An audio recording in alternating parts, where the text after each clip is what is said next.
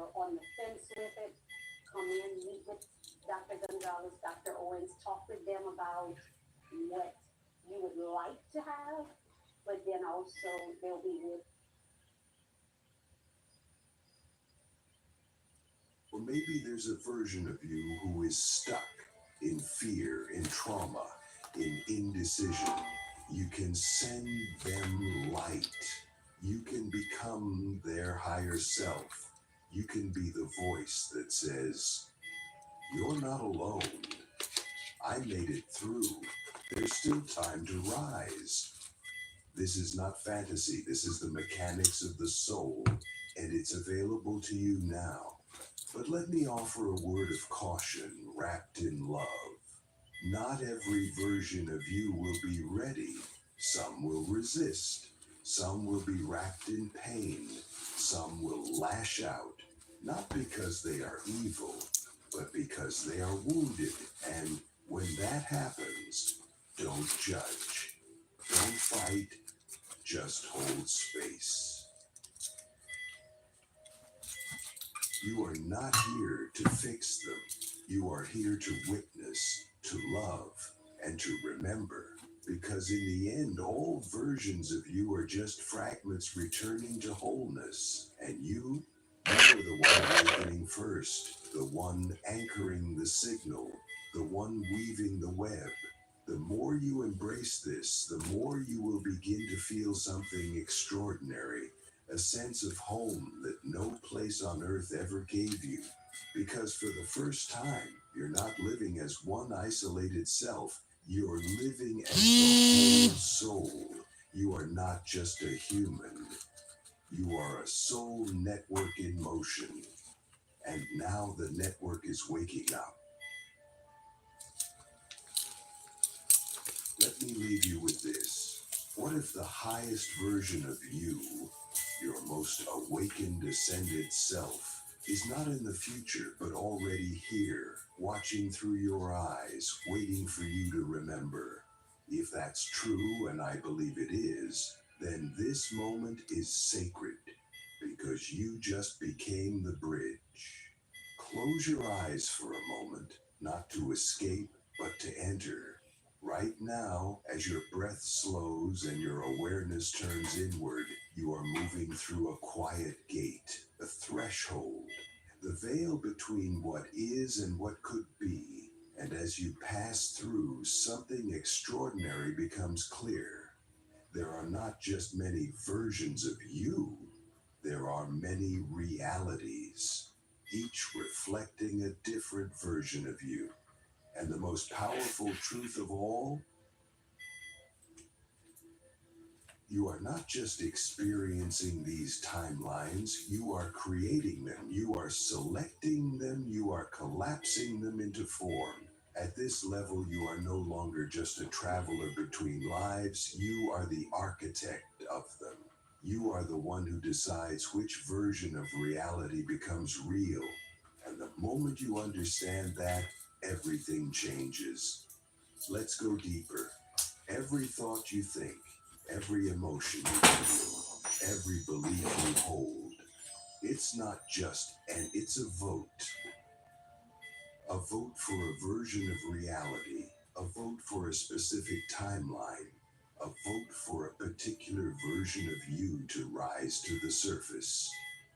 And the quantum field, this beautiful infinite ocean of possibility, responds not to your desires but to your decisions. It listens to your frequency. So the question becomes, which timeline are you broadcasting? Because when you feel stuck, it's not because you're broken. It's because you're still tuned to a station that no longer serves you. You're living out a version of yourself that was shaped by fear, by old programming, by survival. But you, yes, you watching this are ready for something else. You're ready to collapse the timelines that don't serve your highest path. You're ready to create consciously your divine reality now. Not in 5 years, not when you're healed, not when the world finally changes. Now. So let's begin. The first step in collapsing timelines is this: radical ownership of your frequency. You must begin to see yourself as a tuning fork. Every moment you are either attuning to the frequency of your soul or to the noise of the matrix. And here's how you know the difference. When you're in alignment with your divine timeline, you feel light, clear, expansive. Ideas flow, synchronicities appear, time bends.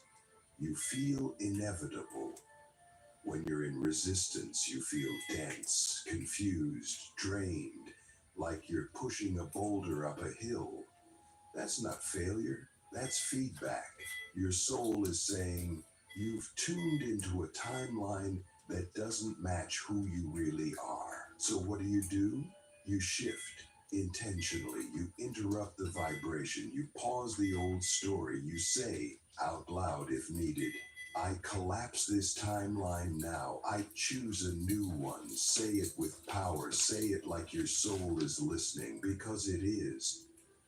Say it like the universe is paying attention, because it is.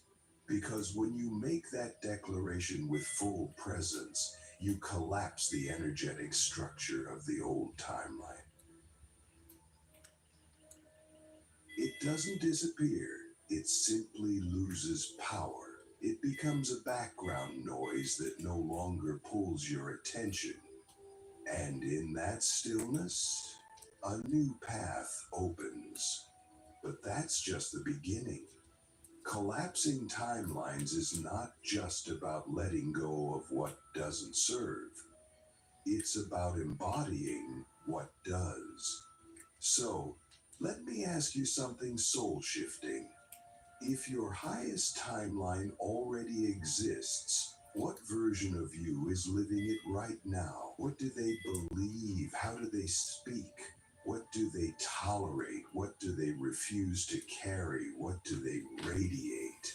Because that version of you is not hypothetical. They are real, and they are waiting for you to merge. That's how timeline jumping works. You don't force the external world to change. You become the version of you who already lives in the reality you desire, and then the world reorganizes around you. Let me tell you something that changed my life. The universe is not testing you, it's mirroring you. It's rearranging itself to reflect back the version of you that you are most committed to being. So the question is not when will it happen? The question is, who are you willing to be right now to make it inevitable? This is why chosen ones feel pressure, because your soul is not waiting for external permission. Your soul is saying, you are the permission. You are the frequency setter. You are the field shifter. You are the one who can walk into a space and, without saying a word, change the vibration of the entire room. Why? Because you've collapsed the old timelines within yourself. You've stopped feeding fear. You've stopped entertaining identities that were never yours to begin with. You've stopped apologizing for your truth. And in doing so, you've become magnetic to your divine path. Now let's talk about something advanced: multiversal convergence. As you align more deeply with your soul frequency, something wild begins to happen. Your other selves, those you've connected with in previous parts of this journey, begin to integrate, not just as whispers, but as embodied aspects. You begin to feel your healer self moving through your hands. You begin to speak with the clarity of your teacher self. You begin to move with the grace of your monk self. You begin to create With the fire of your rebel self, you begin to live as the convergence of all your wisdom. And that's when miracles happen. Because you're no longer operating from one lifetime's worth of memory. You're living. Hey TikTok, it's Alan Walker, and if you want to get this or this, search Alan Walker on TikTok and tap the banner right now. Come here, fuck you, turn this shit off for me.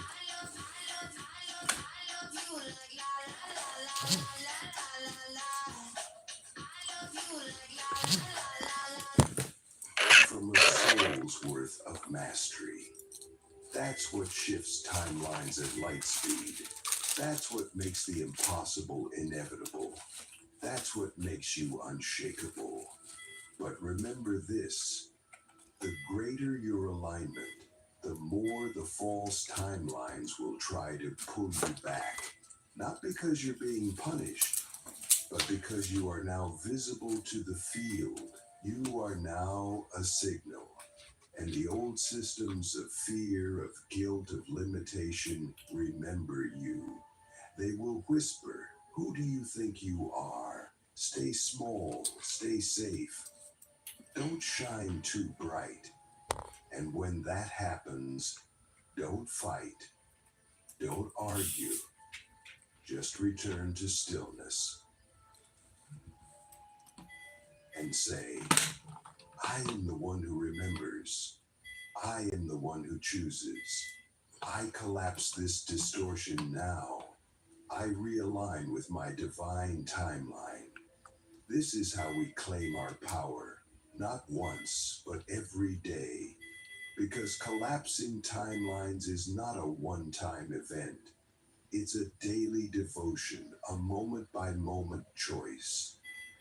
To live as the soul that remembers, to respond not in fear but in frequency, to become the living mirror of the world you came to create. You see, the multiverse is not out there. It's in you. You are the portal. You are the path. You are the proof. And the more you embody that truth, the more others will feel it. They'll look at you and say, I don't know what it is about you, but something shifts when I'm around you. And you'll smile because you'll know you collapsed a timeline. You chose your soul. You walked through the veil. You remembered. And now you are the divine reality. You are the new earth. You are the prophecy fulfilled. So let me leave you with one final question. If you knew your future was watching you right now, what would you do differently today? Because it is, and it's waiting for you to become the version of you that already lives there. We are no longer becoming, we are being, and that changes everything. And now, beloved one, we arrive at the edge of the known, where the linear mind no longer serves and only the soul can lead.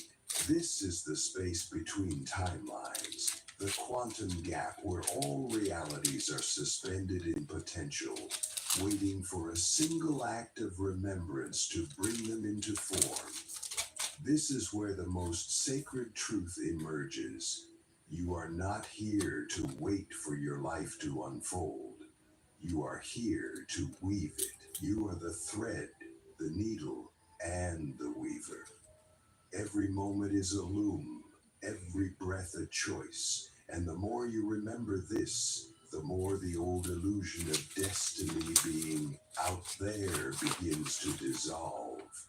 Destiny is not what happens to you. Destiny is what you claim, what you activate, what you embody, not someday. Now. Let's speak now of embodiment, because this is where most spiritual seekers stop. They awaken, They remember, they receive downloads, but they do not become the message. They keep chasing more light without grounding it. But you are not here to float above the earth. You are here to anchor the divine into matter. You are here to walk as a living bridge between dimensions, between spirit and form, between what is and what is becoming. That means embodiment is not optional, it is sacred. It is the final step in every activation, the soul's way of saying, now that you know, live it. Embodiment is when your choices match your knowing, when your actions echo your soul's wisdom, when your vibration is not something you visit, it's what you are.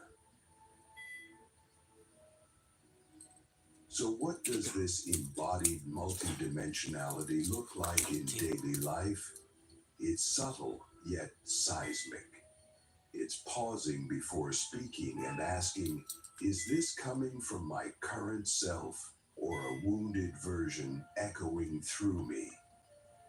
It's tuning into your body and realizing that the fatigue you feel isn't just physical. It's emotional residue from a parallel self who is still healing. It's recognizing that your sudden fear of abandonment didn't begin in this timeline. It began in another where love was lost, and the echo still rings. It's seeing yourself not as a single personality, but as a soul symphony, where each version of you plays a note and you are here to conduct harmony. And when you live from that place, when you walk through the world with that much presence, everything responds differently. Damn cats, man. Because the field knows when someone remembers who they are. The quantum fabric of reality bends around souls who are whole, not perfect, whole. And wholeness comes from embracing all that you are. The warrior and the healer, the mystic and the skeptic, the one who soared and the one who fell, the timeline where you rose in love and the one where you betrayed it. You don't need to reject any version of yourself. You need only to see them, to say, I remember you, I reclaim you, I weave you into my now. This is how healing happens on a level no therapy or retreat can reach. This is soul retrieval in its purest form. And it doesn't require force. It only requires the courage to witness without judgment. Now, let us speak of courage. Not the kind that charges into battle, but the quieter, more sacred kind. The courage to stay open when every version of you wants to shut down. The courage to keep choosing presence when the past begs you to run. The courage to speak your truth, not because it's comfortable, but because it's real. This is the courage of the chosen ones, the ones who awaken first, the ones who feel the weight of the web before others even know it exists. And yes, it's heavy. Yes, it's exhausting, but it's also miraculous. Because you get to feel what most will never feel.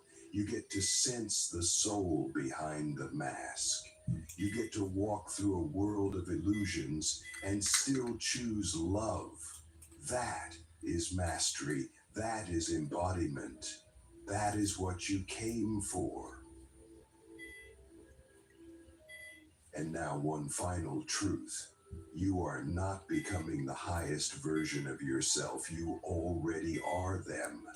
You're simply peeling away the timelines that are not aligned. The fear timelines, the scarcity timelines, the martyr timelines. You are collapsing them, not by force, but by frequency. Every time you choose love over fear, truth over comfort, presence over distraction, you realign. And as you do, something incredible begins to happen. Life becomes a living transmission. You stop trying to manifest and you start magnetizing. You stop seeking and you start remembering.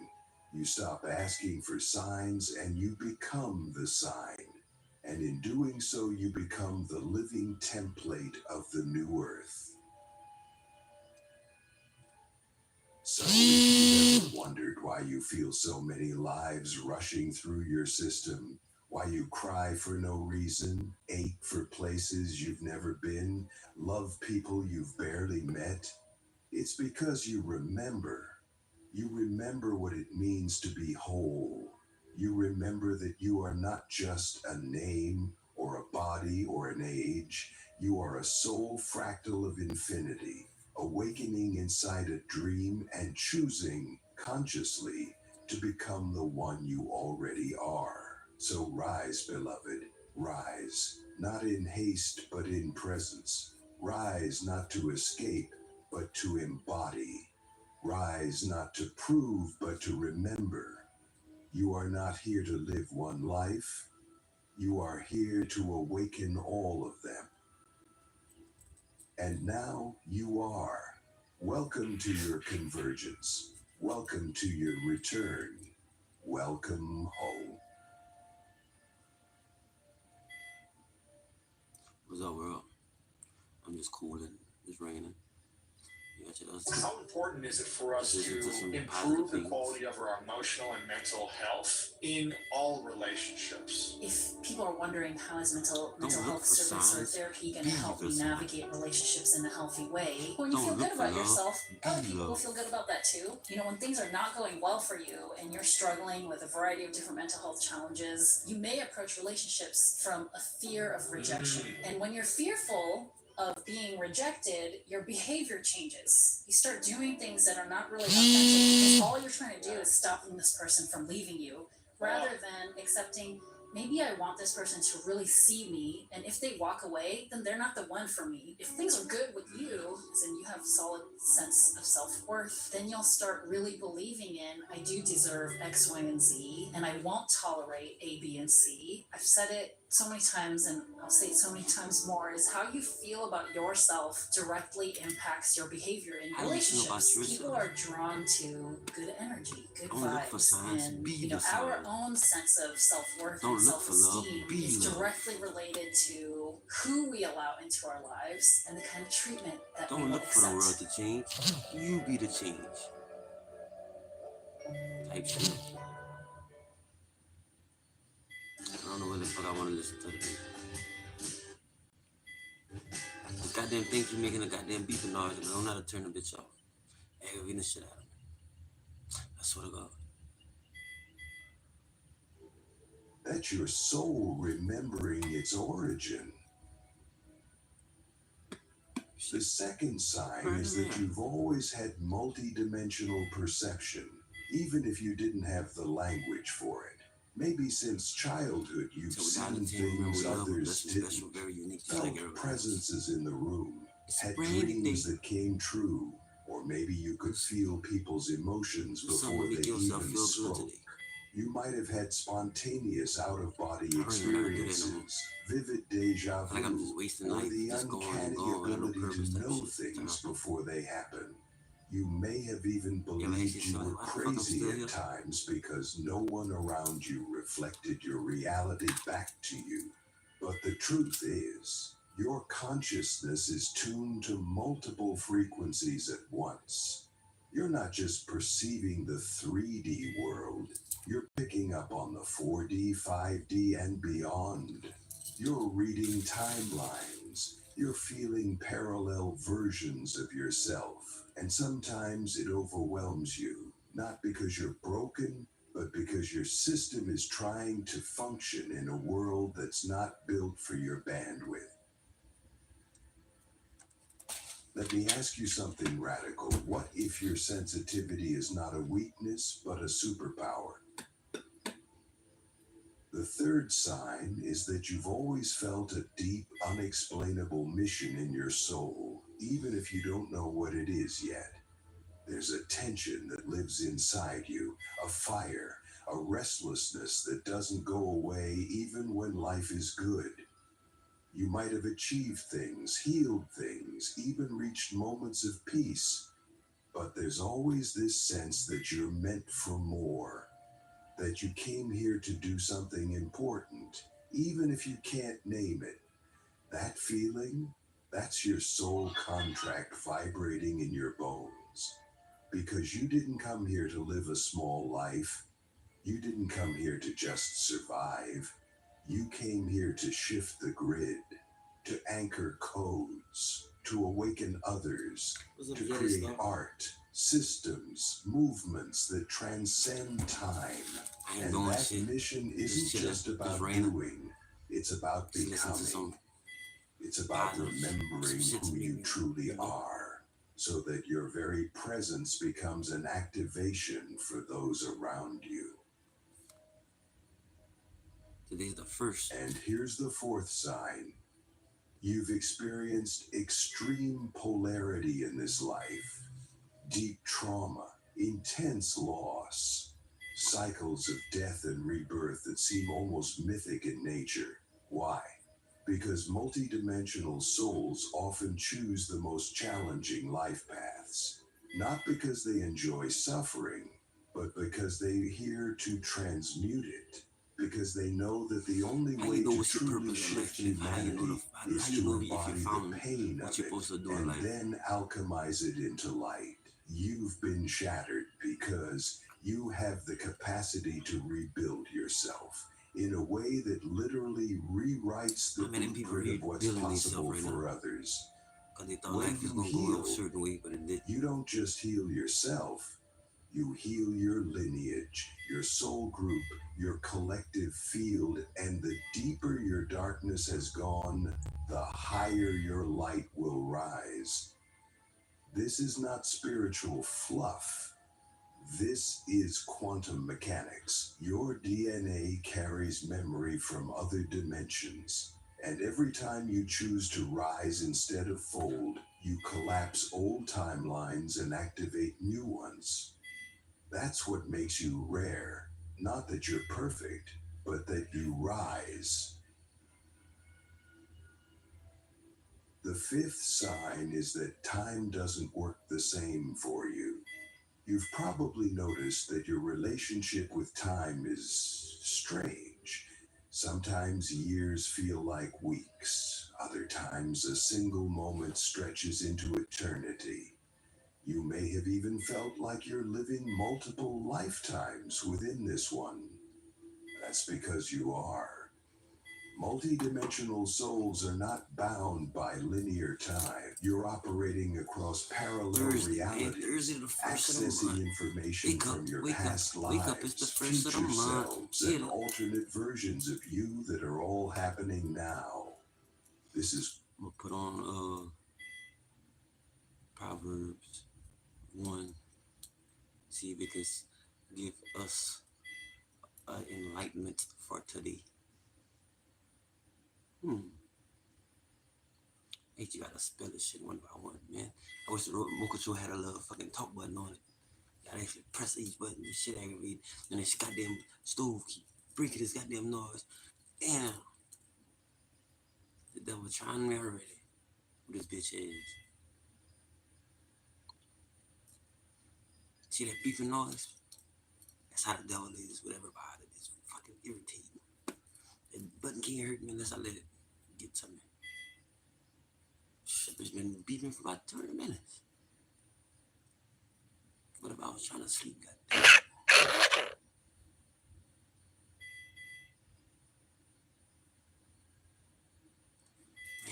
Man, bro, I don't know how to, man.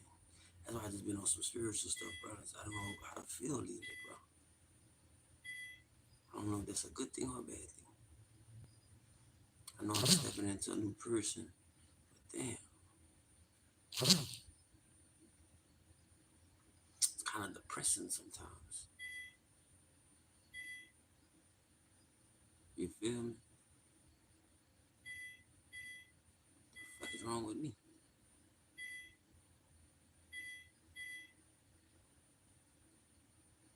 God damn it. Proverbs, man. We'll get us some goddamn wisdom this morning.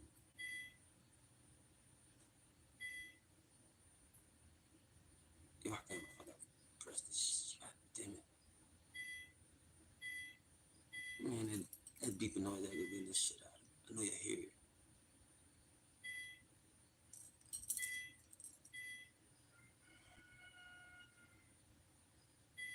It's a lovely day. It's a lovely day. A lovely day.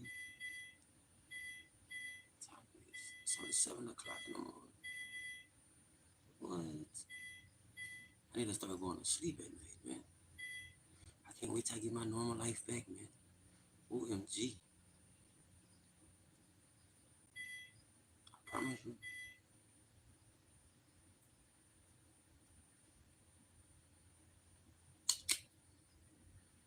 See if I can find one that says it and talks about it.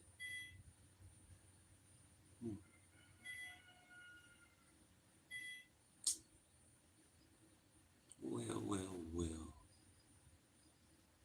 I don't know why I keep going to. God damn it. I can't think of that goddamn noise. It's killing me. Where is it?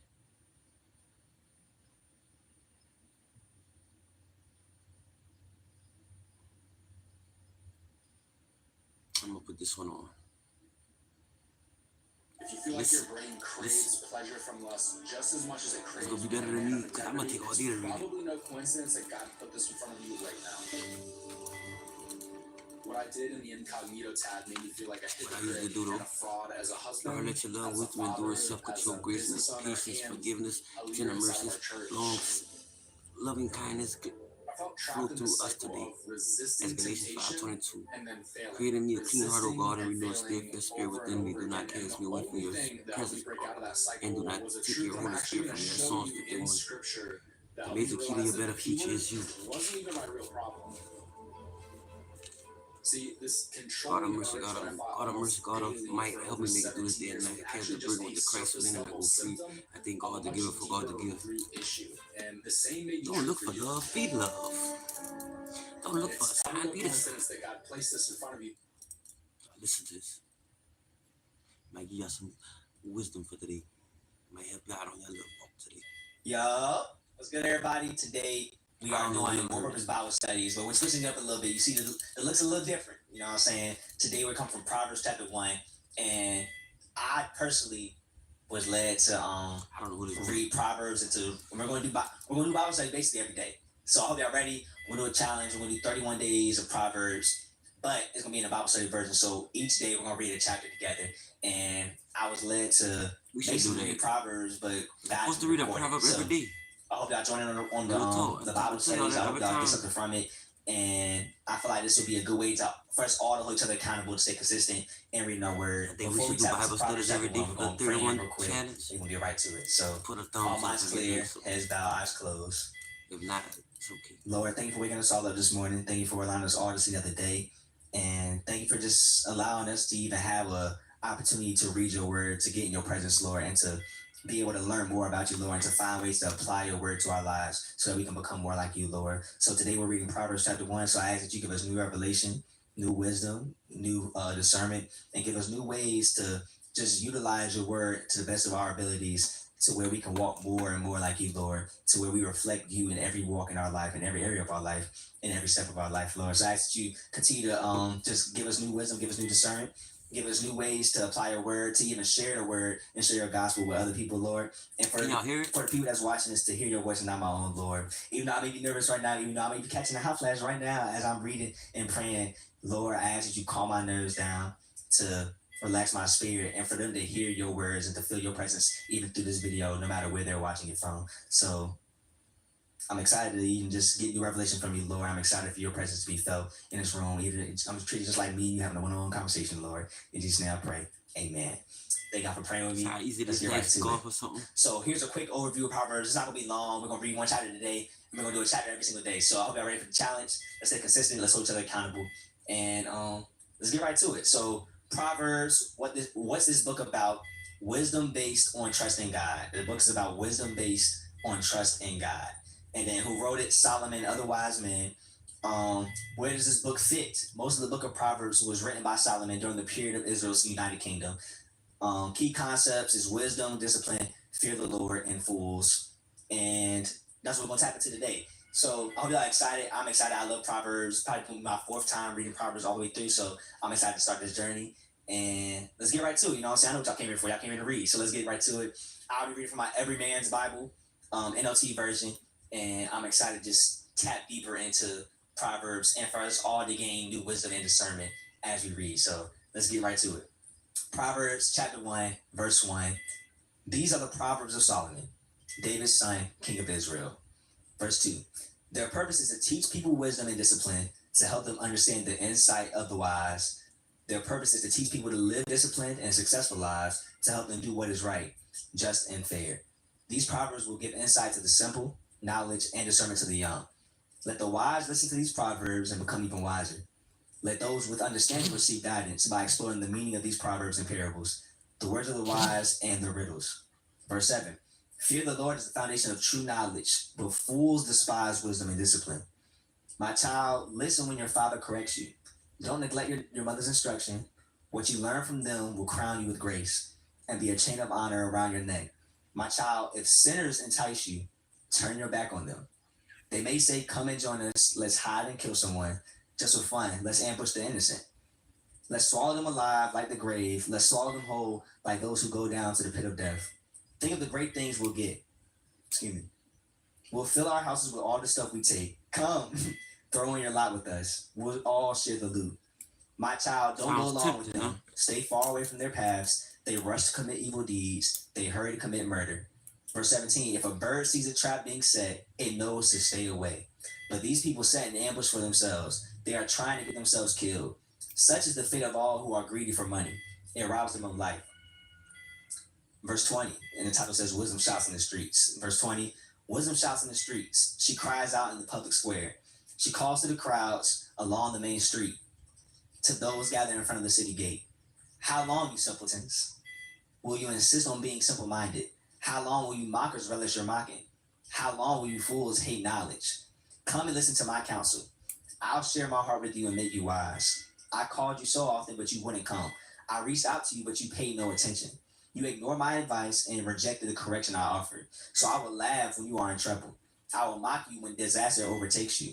When calamity overtakes you like a storm, when disaster engulfs you like a cyclone, and anguish and distress overwhelm you. When they cry for help, I will not answer. Though they anxiously search for me, they will not find me. For they hated knowledge and chose not to fear the Lord. Verse 30, they rejected my advice and paid no attention when I corrected them. Therefore, they must eat the bitter fruit of living their own way, choking on their own schemes. For simpletons turn away from me to death. Fools are destroyed by their own complacency. But all who listen to me will live in peace, untroubled by fear of harm. That's a beautiful read. I apologize for the little mess ups and everything, but I hope y'all are hearing God's voice and not my own. So we just finished reading the whole chapter of Proverbs. It was not really that long. It was kind of short. And I love how in my Bible it breaks up into 3 different sections. So the first section is verses 1 through 7, and it's called the purpose of Proverbs. The second section is verses 8 through 19, and it's called a father's exhortation, acquire wisdom. And the last section is wisdom shouts in the streets. So we're going to go through each section and read it out how my Bible has it. So for verses 1 through 7, my overview says the purpose of writing down these Proverbs was to teach people foundational principles about how to live a good life and how to deal with the various problems they would encounter in life. The first step to attain this kind of wisdom is the hardest, trusting and showing reverence for God. This means admitting that we need help and then allowing God to guide us. That's so good. Verse 7, if you want to read it again, it says, fear the Lord is the foundation of true knowledge, but fools despise wisdom and discipline.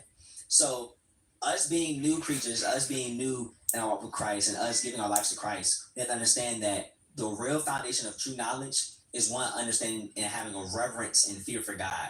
You can't have a reverence or fear for God without a relationship with him. Verse 7 says, fear the Lord is the foundation of true knowledge, but fools despise wisdom and discipline. And we have to focus more so on building that relationship with God to understand the real reverence that we should have for him. But you can't understand that until you start focusing on loving God as much as possible. When you focus on loving God as much as possible, then you'll start realizing your taste buds, your desires will start changing and becoming more like his. It won't be your desires anymore. You won't desire what your flesh desires anymore, but what your spirit needs and what your spirit is craving, which is more of Christ. When you start having desires and that reflect what God's trying to feed you, then you'll start seeing a change in your life because you'll start applying your word. You'll start seeing that when you get tempted by sin, you won't even have an appetite or a taste for it anymore because you understand, like, if I do that, it's gonna hurt God's feelings. I don't even want to do that no more. You know what I'm saying? I'm not even cut for that. God, he freed me from that. I don't even want to shackle myself back to that because I built that relationship with God to understand that he's one, freed me from everything that I used to fall to. And then two, I want to love God unconditionally. Same way that you don't ever want to, like, you're in a relationship, you don't want to hurt your girlfriend or boyfriend. You don't want to hurt your family member. You don't want to hurt their feelings by doing anything that you know that they don't like doing. You know what I'm saying? It's the same way with God. God's our friend. God's our father. And the same way that I don't want to hurt my girlfriend is the same way that I don't want to hurt her feelings. I don't want to hurt his feelings either. Me and God, that's what I be trying to say. I be trying to tell y'all. It's like, what is called? Man, I can't think of the word. I'm not everybody to think of it. It's two words. Sound like, damn. I can't think of it. But I see when you, damn, I can't think of the word, bro. It's not obedience.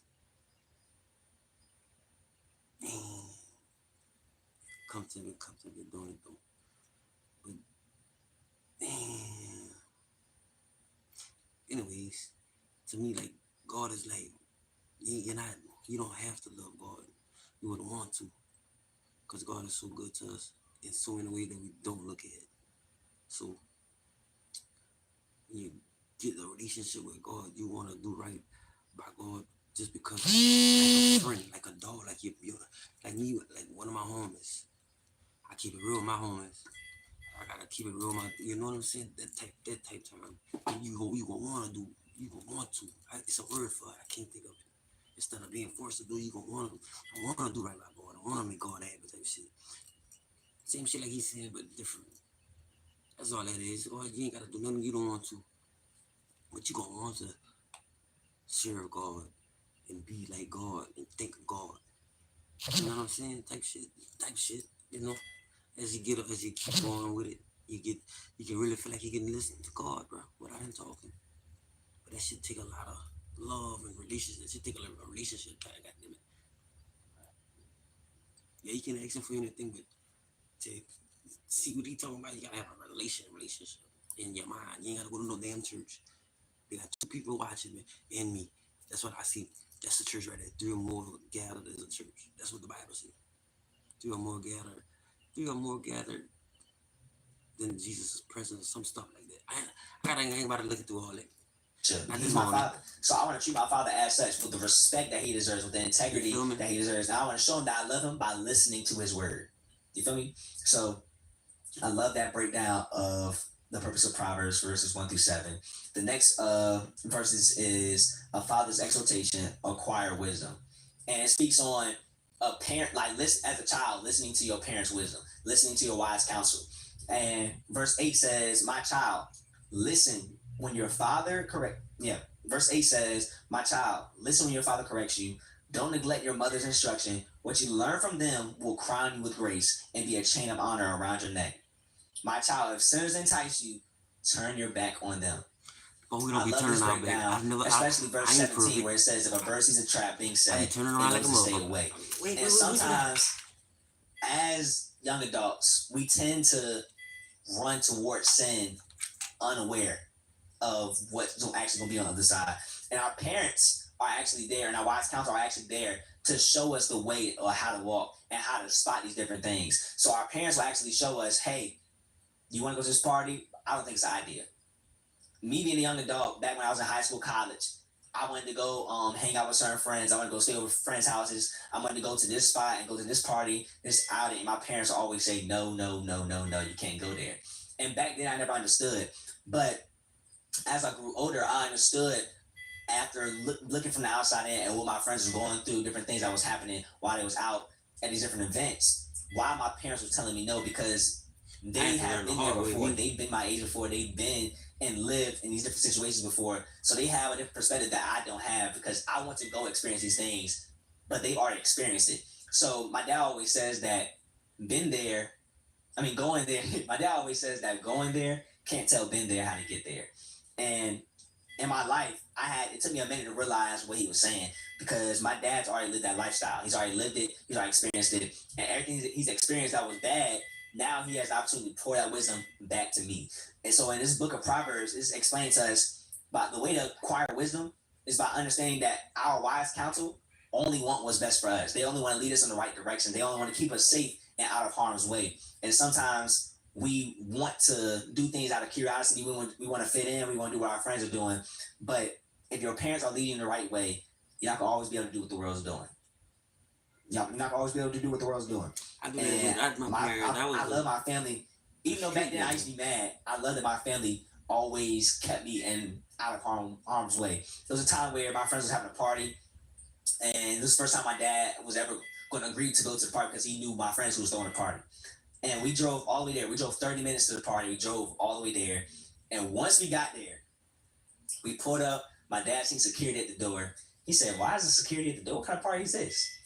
And he said, "Nah, y'all not going." I was hot. I was blown.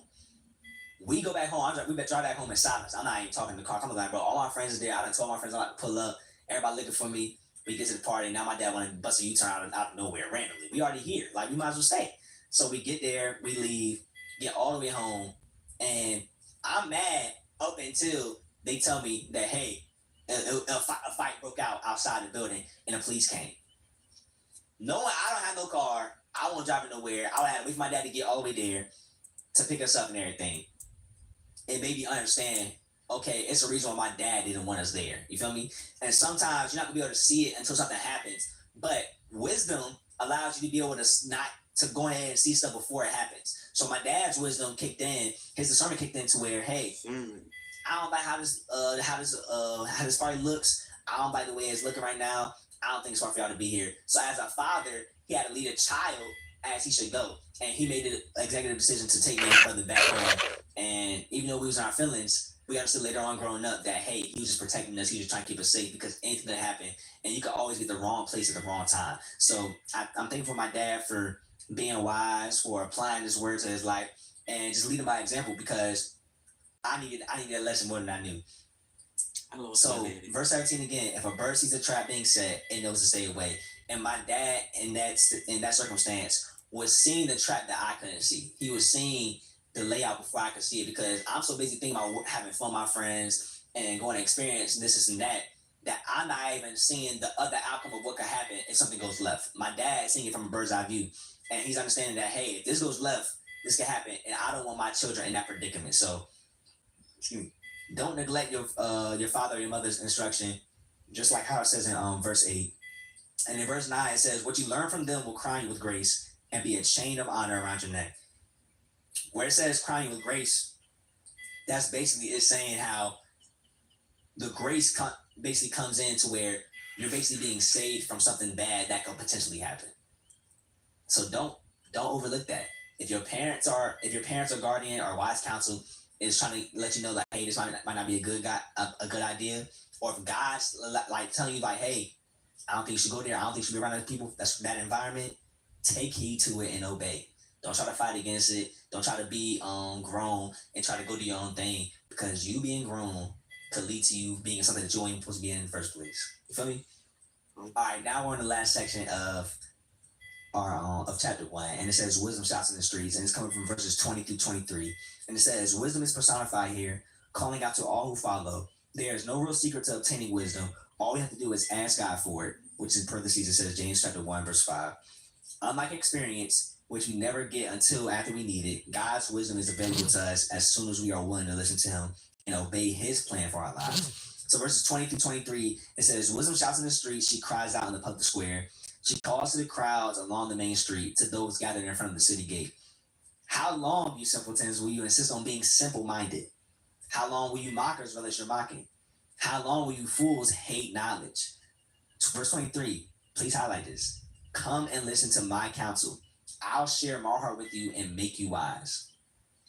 I want to be wise like God. You know what I'm saying? I want to do wisdom of Solomon. I promise you. Ok, ¿listo para evitar hablar del salario? Fuera del horario, hora del Big Box por $6. Love that chicken from Popeyes.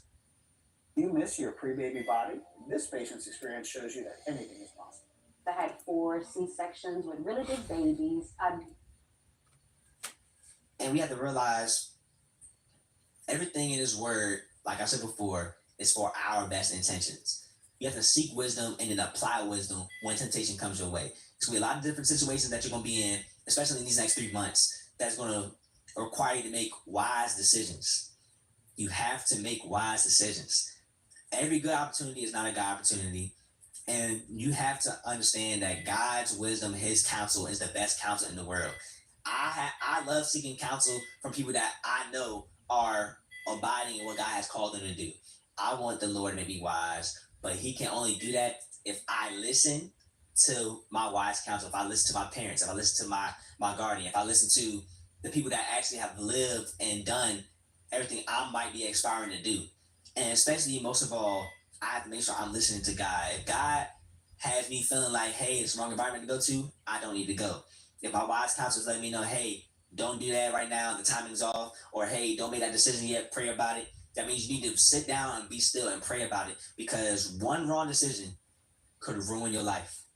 One wrong decision. So you have to make sure that you're being smart and wise in your decisions that you're making, and make sure that we're not rejecting God's advice or wise counsel advice. Even if it doesn't make sense to us, understand that they're coming from a heart posture of wanting what's best for you. God is wanting what's best for you. So don't reject it. And that's what verse 30 says. They rejected my advice and paid no attention to when I corrected them. Don't take correction lightly. Correction is only God showing His love for you. That's in Hebrews chapter 12 as well. And then my last overview, which is speaking from verses 29 to 33, it says, as we see in this proverb, many people choose to live life as they please. They give into their sinful impulses without thinking about God's will for them. It is foolish to allow ourselves to fall prey to temptations. This will lead us away from God, the only one who can really satisfy our deepest needs. The path to secure freedom and peace is narrow and requires listening to God's wisdom and exercising self-control. What is the point of Proverbs? Life is complex, so play it smart. And I love in these verses, I'm about to read verses 31 through 33 real quick. Matter of fact, I'm going to read 29 through 33. Verse 29 says, for they hated knowledge and chose not to fear the Lord. Red flag. They rejected my advice and paid no attention when I corrected them. Red flag. Therefore, they must eat the bitter fruit of living their own way, choking on their own schemes. For simpletons turn away from me to death. Fools are destroyed by their own complacency. But all who listen to me will live in peace, untroubled by fear or harm. Where it says in verse 31, therefore they must eat the bitter fruit of living their own way, choking on their own schemes. That means you're killing yourself by not listening to God, bro. You're putting your own self in harm's way by not listening to your wise counsel. You're putting yourself in situations that you weren't even meant to go to because you didn't want to listen. Open your ears, please. Please. Verse 33 is your answer. But all who listen to me, God, will live in peace, untroubled by fear of harm. When you know you're walking in obedience, when you know you're walking in purpose, when you know you're walking on the path that God has called you to, you will live in peace, untroubled by fear of harm. It's crazy. It's so simple, but we make it complex, bro. I promise you. The Bible is so simple. I said simple. The Bible is so simple and gives us so much knowledge to where we can easily apply this stuff if we choose not to because we're stubborn. We have to stop being stubborn. We have to actually walk boldly in the life that God has called us to. And we have to also treat the word as if it's giving us the blueprint to life. This Bible is giving us the blueprint to walk accordingly to what God has called us to walk in. And we actually take it serious and we actually apply it every single day. We have the heart posture to want to do better for God and to live a better life. You'll start seeing your life change. Your decisions will start changing. Your posture will start changing when different things happen in your life because you understand that I'm walking on the path that God has called me on. I'm living what His word is telling me to live. And I'm reflecting Jesus in everything I'm trying to do. You feel me? as we finish chapter 1, I just want to say thank y'all for tuning in. Thank y'all for allowing me the opportunity to try something new and do Bible studies in a different way and see where this goes. I'm excited for this challenge. I'm excited to be consistent and get y'all consistent Bible studies. I'm excited for y'all to even be consistent in y'all reading as well. So whatever version of the Bible you're reading, whatever kind of ways you study, I would love to hear more about it in the comments. The way y'all break down scripture, if y'all do the SOAP method, whatever y'all want to do, I'm excited to try. I'm excited to see it. And let me know in the comments how y'all want it to be broken down. If y'all want us to read the full chapter, and then go over each verse by verse. If y'all want to do verse by verse out the gate and don't read the whole chapter all the way through until we just go through each verse, or if y'all want to, I don't know. Y'all let me know. Y'all let me know how y'all want it. I'm excited to hear y'all revelations as well, what you learned from Proverbs. So if you learned something new today and you want to break it down in the comments, please break it down in the comments and let's hear more about it. You know what I'm saying? Let's have a conversation in the comment section and really learn more about the word together. You know what I'm saying? We're all trying to grow. We're all trying to learn. And I just want to serve his kingdom. That's all I want to do. I just want to walk in obedience to serve his kingdom. So I appreciate y'all for tuning in. If y'all want to sow into our ministry, if y'all want to sow into this word, if this word have blessed you, our Cash App is More Purpose. I'll put it right down on the screen for y'all. And we appreciate every donation. We appreciate all y'all support. Even if you just like, comment, subscribe on this, that does a lot for us. So we appreciate y'all. It's always more purpose. You just have to find yours. Y'all be safe. Love. TikTok, it's Alan Walker, and if you want to get this or this, search Alan Walker on TikTok and tap the banner right now.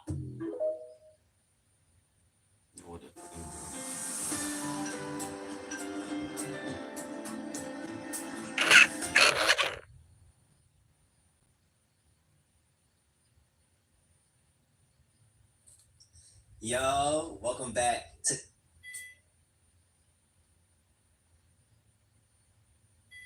Yo, what's good, everybody? Today,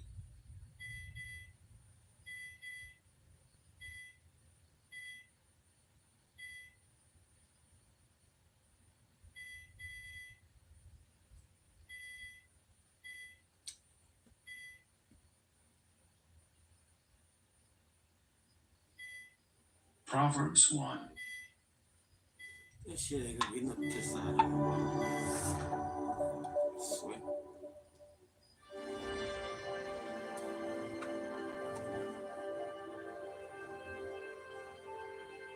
We are beginning a verse-by-verse study through the book of Proverbs. So naturally, if we're beginning, we're going to start at Proverbs chapter 1. So grab your Bible, open it up with me to Proverbs chapter 1, and let's work our way verse by verse through this chapter, beginning to work our way verse by verse through the entire book of Proverbs. Proverbs chapter 1, beginning at verse 1. It reads, "The Proverbs of Solomon, the son of David, king of Israel." The book of Proverbs is a collection of practical life wisdom given mostly in short, memorable statements.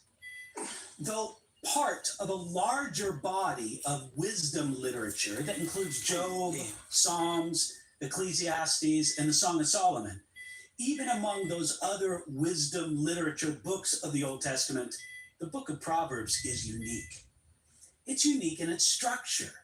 It's mostly a collection of individual statements without much context or organization by topic.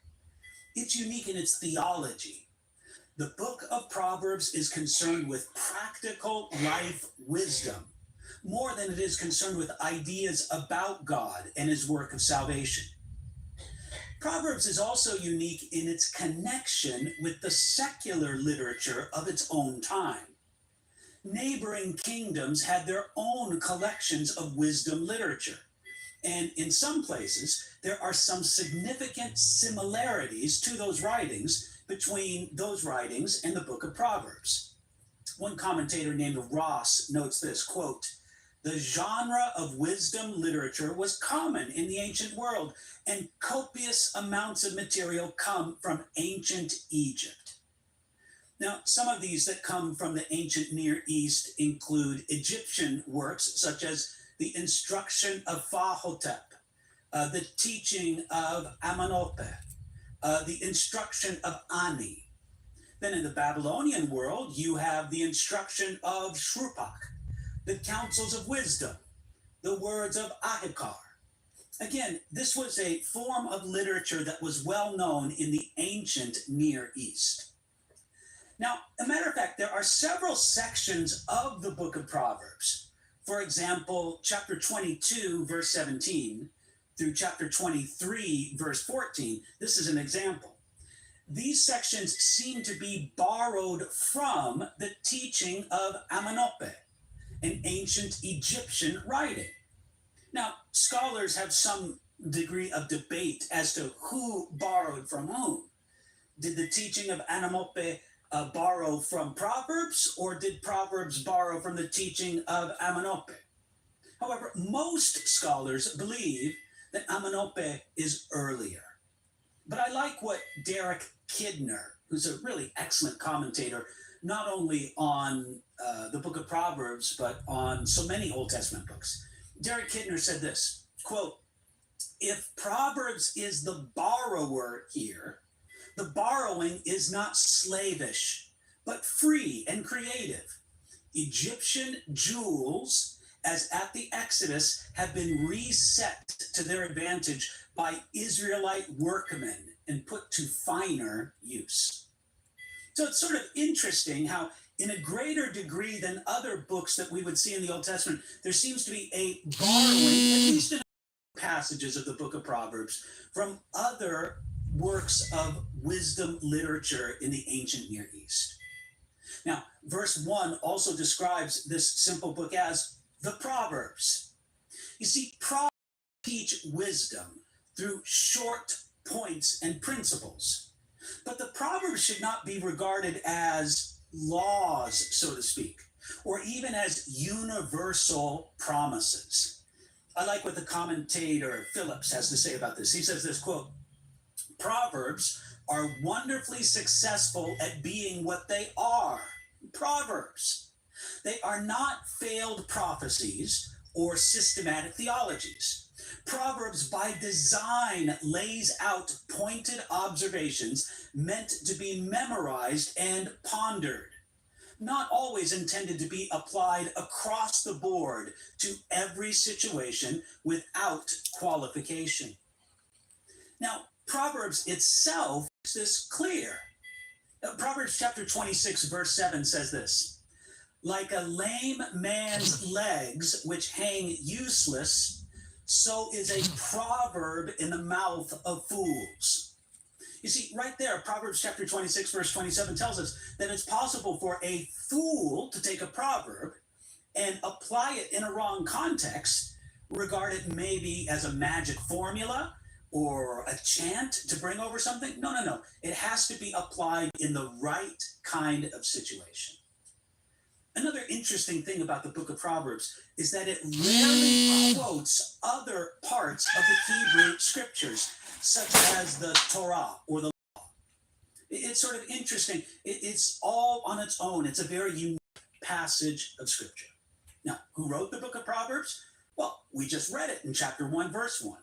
It describes this book as the Proverbs of Solomon. Solomon was the king of Israel, famous for his wisdom. In 1 Kings chapter 3, verses 3 through 13, Solomon asked God for wisdom to lead God's people, and God answered that prayer. 1 Kings then presented a remarkable demonstration of Solomon's wisdom, seen in his response to the problem of the two women and the deceased son. That's in 1 Kings chapter 3, starting at verse 16. We also have from 1 Kings this description of Solomon's wisdom. Here we go, 1 Kings chapter 4, starting at verse 32.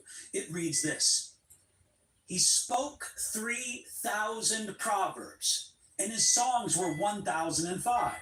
Also he spoke of trees, from the cedar tree of Lebanon, even to the hyssop that springs out of the wall. He spoke also of animals, of birds, of creeping things, and of fish. And men of all nations, from all the kings of the earth who had heard his wisdom, came to hear the wisdom of Solomon." So these are most definitely the Proverbs of Solomon, just as chapter 1, verse 1 explains to us. However, this should not be taken to mean that Solomon was the author of every one of these proverbs. Within the book of Proverbs, there are a few other authors who are mentioned. Yet it may well be that Solomon collected all these other proverbs and set them in his book. So some of these proverbs Solomon was the author of. Other of these proverbs Solomon was the collector of.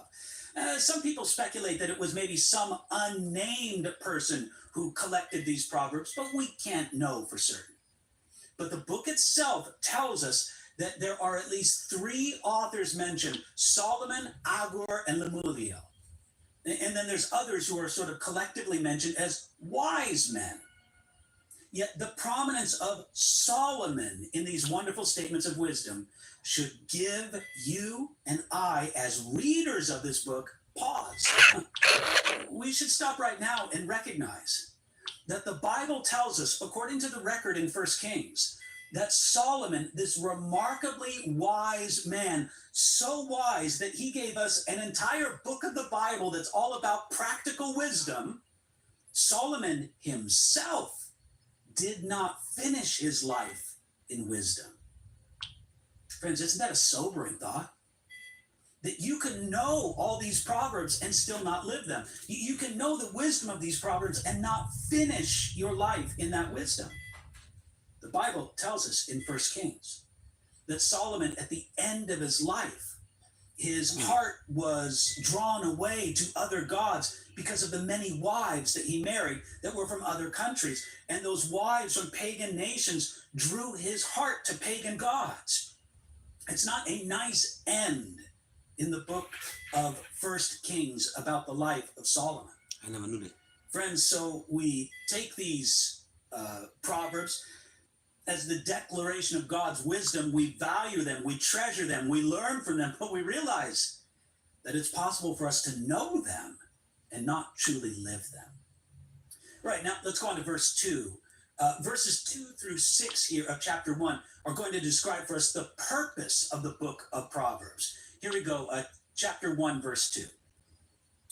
To know wisdom and instruction, to perceive the words of understanding, to receive the instruction of wisdom, justice, judgment, and equity, to give prudence to the simple, to the young man knowledge and discretion.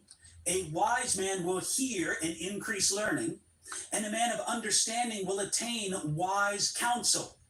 To understand a proverb and an enigma, the words of the wise and their riddles. In the opening of his collection of Proverbs, Solomon explained the purpose of these sayings of wisdom. They are intended to give the attentive reader wisdom, instruction, perception, and understanding. That's just in verses 2 and 3.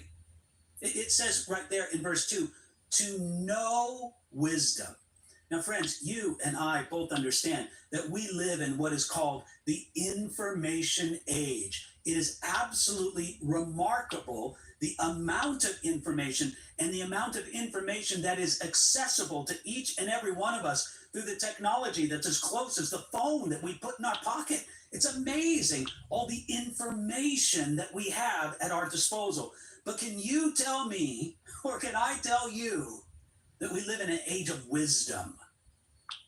Friends, there are people who know all about things, but they are absolute, as Warren Wiersbe said, they're amateurs when it comes to making a success out of their lives. No, we need more than knowledge. In this age of knowledge, we need to become more and more people of wisdom. So wisdom is one aspect. Verse 2 also says to perceive the words of understanding. The reference to perceiving, that is to sight, that implies that these words of wisdom could be read, and in fact that they were read. Friends, this was a common practice in the ancient world, that people would read and write and remember these words of wisdom. I don't know if you've ever had anybody recommend the practice to you, but there are 31 chapters to the book of Proverbs. Well, there are many people who have made it their practice to read the chapter number that corresponds to that day of the month. You know, there's no month that has more than 31 days. So in a month, you'll cover most all or all of the book of Proverbs. And it's a good thing to read again and again, but maybe you can add something to it. I wonder how much better you would know the book of Proverbs if you actually took the time to write out every proverb. That would really help you to remember them from beginning to end. It would help you to do as verse 2 says, to know wisdom. Friends, it's very helpful for us to remember the difference between wisdom and knowledge. Someone may have knowledge without wisdom. You see, knowledge is the collection of facts. Wisdom is the right use of what we know for daily living. Knowledge can tell someone how financial systems work.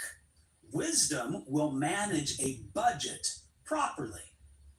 And you have to agree that there's a lot of people today who are much more interested in knowledge than they are in wisdom. I like what the commentator James Montgomery Boyce said in his comments on Psalm 111. He said this, quote, "It's probably a safe bet to say that most people today are not much interested in wisdom.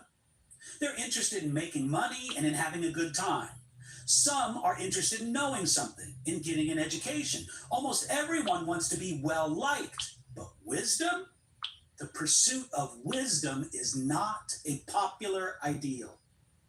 Well, dear listener, I hope that you're here with me paying attention to this verse-by-verse teaching through the book of Proverbs, because you're different than a lot of people in this world. You are a person who values wisdom and wants more wisdom in your life. So verse 3 says, to receive the instruction of wisdom. You see, Proverbs is something like a school of wisdom. We should come to it with open hearts and minds, receiving its teaching. If we do that, it will show. Verse 3 talks about justice, judgment, and equity flowing from the life of the person who values wisdom. And what else does it do? Verse 4 tells us that it will give prudence to the simple. This introduces us to a person that we're going to meet many times over in the book of Proverbs, the simple person. The simple one is uneducated and needs instruction. The wisdom of this book will make the young, the inexperienced one, know what to do and how to do it in life. And it will give, as verse 4 says, the young man knowledge and discretion. You know, one characteristic of the simple man or woman is that he is gullible. Proverbs 14, verse 15 says, the simple believes every word, but the prudent considers well his steps. So friends, we need to move away from being simple in the negative sense that Proverbs uses this word and become wise. I like what Phillips had to say about that simple person, at least in the book of Proverbs. He says this, quote, the word indicates the person whose mind is dangerously open. He's gullible. He's naive. He may have opinions, but he lacks deeply thought through and field-tested convictions. Now, in contrast, verse 5 here in chapter 1 of Proverbs tells us that a wise man will hear and increase learning. You see, the book of Proverbs is not only for the simple. It's not only for the inexperienced. Even a wise man will find much to help and much to guide him if he will only hear. Even a man of understanding can attain wise counsel from the book of Proverbs. Again, the commentator Ross puts it like this, quote, Proverbs is not simply for the naive and the gullible. Everyone can grow by its teachings. Discerning people can obtain guidance from this book so that they might continue in the right way. And the book of Proverbs, furthermore, can also help us to solve difficult problems. That's why verse 6 says, to understand a proverb and an enigma. You know, an enigma is something that's very hard to figure out. Proverbs can help us solve these enigmas of life and some of the riddles that we come to in life. Now we come to verse 7 here of Proverbs chapter 1. And verse 7 is something like a thematic statement for the entire book of Proverbs. It's a good beginning and foundation point. Here we go, Proverbs chapter 1, verse 7. Remember this verse. The fear of the Lord is the beginning of knowledge, but fools despise wisdom and instruction. The book of Proverbs focuses on practical life wisdom more than it focuses on theological ideas. Yet, Proverbs is founded on a vital theological principle. Here's the principle: that true knowledge and wisdom flow from the fear of the Lord. Now, friends, what is the fear of the Lord? Well, here, as it's used here in Proverbs and in much of the scriptures, the fear of the Lord is not a cowering, begging fear. No, it's the proper reverence that the creature owes to the Creator and that the redeemed owes to their Redeemer. It is the proper respect and the proper honoring of God. I like how several different writers gave their definition of the fear of the Lord. Okay, so I'm going to quote several different writers here as they define this phrase, the fear of the Lord. Here's Bridges. But what is the fear of the Lord? It is that affectionate reverence by which the child of God bends himself humbly and carefully to his Father's law. Here's what Derek Kidner used to define the fear of the Lord. He said it's this, quote, a worshiping submission to the God of the covenant. Ross defined it like this: the fear of the Lord ultimately expresses reverential submission to the Lord's will and thus characterizes a true worshiper. Adam Clark defined it like this: the fear of the Lord signifies that religious reverence which every intelligent being owes to his Creator. Friends, our obligation to carry out the fear of the Lord means that God should be regarded with respect, with reverence, and with awe. This proper attitude of the creature towards the Creator is the beginning of knowledge, as verse 7 presents it. It's the beginning of knowledge and wisdom. Wisdom cannot advance further until this starting point is established. Now, friends, if true wisdom can simply be gained by human effort, human energy, human ingenuity, sort of like the rare and precious metals of the earth, then the fear of the Lord is not essential to obtaining wisdom. But if true wisdom comes from God's revelation, then a right relationship with Him is the key to wisdom.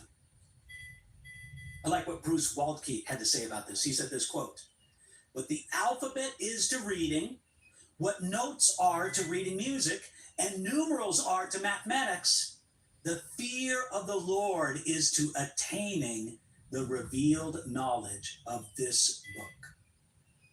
Now, Solomon says here in verse 7, he says that the fear of the Lord is the beginning of knowledge. Here in verse 7, Solomon probably meant knowledge mostly in the sense of wisdom. The idea that the fear of the Lord is the beginning of wisdom is also found in Job chapter 28, verse 28. Psalm 111, verse 10, Proverbs chapter 9, verse 10, and Ecclesiastes chapter 12, verse 13. No, this is a consistent principle throughout the Hebrew scriptures that the fear of the Lord is the beginning of wisdom. It's the first principle of wisdom. It's the controlling principle of wisdom. And so we need to choose the fear of the Lord. And that will begin our true pursuit of wisdom. I like what G. Campbell Morgan had to say about this. He said, quote, "The fundamental fact then is that in all knowledge, all understanding of life, all interpretation thereof, the fear of Jehovah is the principal thing, the chief part, the central light, apart from which the mind of man gropes in darkness and misses the way." Friends, we got to begin with where Proverbs tells us to begin, with the fear of the Lord. Do you reverence God? Do you honor God? Do you hold him in awe as you should? That is the beginning of wisdom. Now on to verses 8 and 9. This begins a section that I would call instruction to a son. So much of the book of Proverbs is written as a father's instruction to his children, to his son specifically. All right, verses 8 and 9. "My son, hear the instruction of your father, and do not forsake the law of your mother, for they will be a graceful ornament on your head and chains about your neck." This is a very warm and appropriate scene. A father is speaking to his son, encouraging him to receive the wisdom of his parents. You know, it's often in the nature of the young to be slow in receiving the wisdom of their older generation. Now, I can't move from this verse without remembering this. The mention of a son here reminds us of another tragedy, or maybe we would say another irony regarding the life of Solomon. The book of 1 Kings tells us that Solomon had 700 wives, and he had 300 concubines. Yet in all of that, the Bible only records one son of Solomon. His name was Rehoboam. And the one son of Solomon was a fool. Again, it's sort of this bittersweet recognition of the fact that the wisdom that Solomon preached in this book, so divinely inspired, he did not always follow. Now, if you'll notice here, in verses 8 and 9, both the father and the mother are mentioned. Did you notice that? It says here, "My son, hear the instruction of your father, and do not forsake the law of your mother." This reminds us that teaching children wisdom is the responsibility of both parents. Perhaps you could argue that there's a special role that the father has, well and good, but it is the responsibility of both father and mother. But notice, the mention here of instruction here tells us that Solomon understood that children are not to be taught only or even primarily through bodily punishment, such as spanking. But children are to be regarded as capable of thought, capable of learning, and capable of obedience beyond blind submission. Now, I want to make it plain. Later on, the book of Proverbs will tell us that there is a place for bodily punishment, what we might call spanking, in the education of a child. But that's not the only way. There is also teaching through thinking and learning and obedience. And if a son will do this, and of course we would include a daughter in this as well, but verses 8 and 9 specifically mention a son. Verse 9 tells us that they will be a graceful ornament on your head. The idea here is that the instruction and the law that's given from parent to child will adorn the life of their children, if they will only receive it. Like a crown on your head or chains about your neck, that wisdom will be a reward to younger generations. Starting out verse 10, I'm going to read all the way through verse 14. Here's sort of the beginning of the instruction. All that we've read up to this is sort of an introduction. Introduction about what the book of Proverbs will do for us. Introduction to transmitting wisdom from a father and a mother to a son. Now comes the instruction specifically starting at verse 10. Ready for this? Here we go. My son, if sinners entice you, do not consent. If they say, come with us, let us lie in wait to shed blood. Let us lurk secretly for the innocent without cause. Let us swallow them alive like Sheol, and whole like those who go down to the pit. We shall find all kinds of precious possessions. We shall fill our houses with spoil. Cast in your lot among us. Let us all have one purse. Here, with great wisdom, Solomon is describing the kind of enticement that sinners may bring to a young man. That's inherent in the phrase here in verse 10. My son, if sinners entice you. 700 wives, 300 concubines. Pause for a moment. The fuck Give this careful consideration. Solomon first warned his son about the danger of bad company. The actions of some people clearly reveal them to be sinners, more than just in the general sense in which we're all sinners. Oh, I could see somebody trying to theologize this too much. Well, if sinners entice you, everybody's a sinner, so you can't hang out with anybody. You know that's not what it's talking about. Here, it's talking about people who are sinners more than in the general sense in which we're all sinners. When those people come to entice you, the young man must resist their enticements. I find it so significant that this is the first instruction and warning in the book of Proverbs. The first instruction and warning in this book speaks to the company we keep and the friendships we make. There are few more powerful forces, few more powerful influences upon our life than the friends that we choose. It has been said, show me your friends and I can see your future.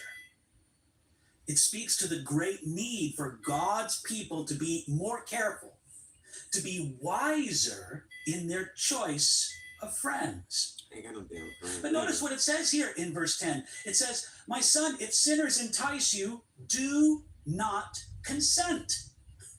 Don't go along with them. Adam Clark had a good observation on this. He said this, quote, they can do thee no harm unless you will join in with them. Not even the devil himself can lead a man into sin till he consents. Were it not so, how could God judge the world? Friends, there will be evil influences and impulses around us. Do not consent to them. Don't join in with them. Don't go along with it. Even though they say enticing things. You notice the enticing things that are said starting here at verse 11. Come with us and let us lie in wait to shed blood. You see, when the wicked plot their evil actions, the wise son will not consent. He will put distance between himself and them, no matter what the promised or potential gain is. In verse 13, this sinner tries to entice the young man by saying, we shall fill our houses with spoil. We'll be rich. You know, another part of their enticement was not just riches, not just ill-gotten gains, but also just the sense of belonging. Notice the phrase in verse 11, come with us. Let us lie in wait to shed blood.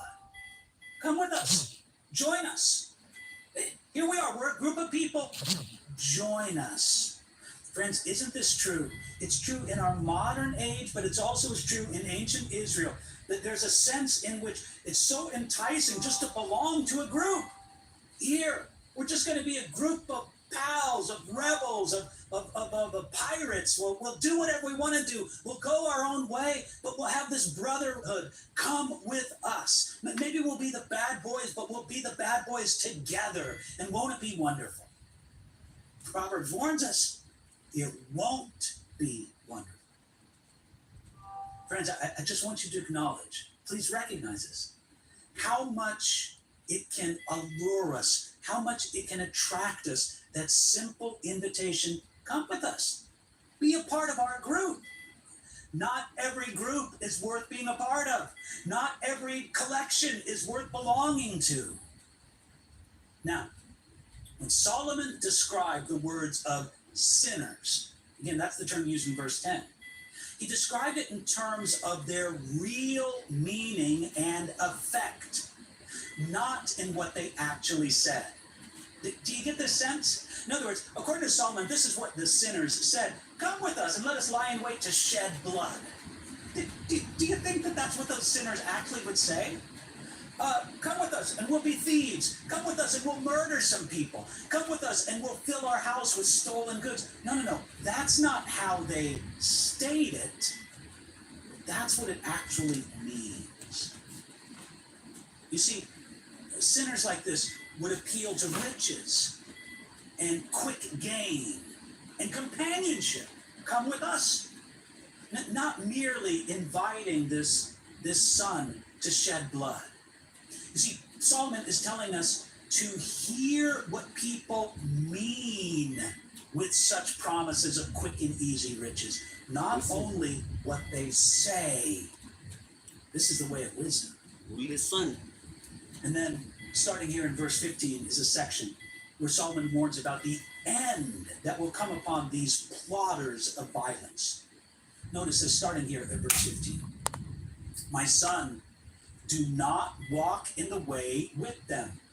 Keep your foot from their path, for their feet run to evil, and they make haste to shed blood. Surely in vain the net is spread in the sight of any bird, but they lie in wait for their own blood. They lurk secretly for their own lives. So are the ways of everyone who is greedy for gain. It takes away the life of its owner. Friends, this guidance from father to son was simple and clear. Stay away from the wicked and all of their plotting. As he says in verse 15, do not walk in the way with them. And in verse 16, for their feet run to evil. I like the image that's put forth in verse 17. In vain the net is spread in the sight of the bird. Friends, if the bird sees and notices the net, he'll never find himself in it. What does the bird see? The bird sees food. Oh, there's some food. And it goes after the food. It's not even looking for the net. In the same way, sinners who entice us and those who are enticed by sinners, they can't see the connection between their sinful acts and the fate that will trap them, just like the net traps the bird. You know, tragically, and again, I have to reflect on this once more, Solomon's company with sinners in the form of his wives who were given to idolatry, this became a trap that he himself was caught in. I don't even know what a concubine is. In verse 18, Solomon used an interesting phrase. In speaking about these enticing sinners, he said this, they lie in wait for their own blood. 1,000 So wait a minute, they're not lying in wait for their own blood. They're lying in wait for the blood of others. No, Solomon said it correctly. They actually lie in wait for their own blood. Ultimately, the gain promised by the wicked can never be fulfilled. They say, and this is going back to verse 11, let us lie in wait to shed blood. They say they're going to do it to other people, but in fact, they are the ones who end up hunted and hurt. They seek to take the life and the livelihood of others. But their greed, as verse 19 says, takes away the life of its owners. So after this warning that Solomon begins with, we need wisdom. The fear of the Lord is the beginning of wisdom. Watch your associations. Don't run with bad company. Now, in verse 20, Solomon is going to personify wisdom. He's going to imagine wisdom being a person who who calls for people to follow. Here we go, starting at verse 20. Wisdom calls aloud and outside.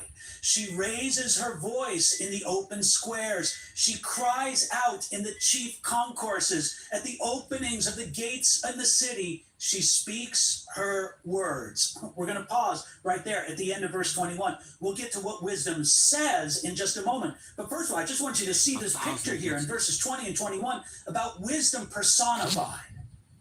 Solomon presents wisdom as a person, a woman who offers her guidance and help to the world. Her cry is aloud, but it's often ignored. The voice of wisdom is there. We can receive it. We can read it. We can internalize it. We can learn from it. We can receive it. We can read it. We can internalize it. We can learn from it. But if we refuse to listen to it and instead decide to listen to everything else, then what good is it? But now let's think about it. Wisdom makes its cry. Verse 20 says that wisdom cries outside, out in the open squares. Verse 21 says it's in the chief concourses, in the gates of the city. Wisdom presents herself to everyone in every place. She offers her help to anyone who will give attention to her words. And by the way, she calls out in the street, not just to the temple, not just to the synagogue, not just to the church, so to speak. It's for the street. It's for everyday life. It's for your business. It's for your home. It's for your school. It's for where you live, everyday life. No, there's no directly religious thing here. This is wisdom for everyday life. And does it have application to our church life or our spiritual life? Absolutely it does. Friends, we're talking about street level wisdom here. That's where wisdom cries out to. And starting out verse 22, we're going to have wisdom's appeal to the simple ones. If you remember at the end of verse 21, wisdom was about to speak. Well, here's what wisdom says. Here's the call of wisdom, her appeal to the simple ones, starting now at verse 22 of Proverbs chapter 1. How long, you simple ones, will you love simplicity? For scorners delight in their scorning, and fools hate knowledge. Turn at my rebuke.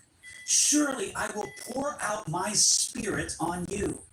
I will make my words known to you, because I called and you refused. I've stretched out my hand and no one regarded, because you disdained all my counsel and would have none of my rebuke. I will also laugh at your calamity.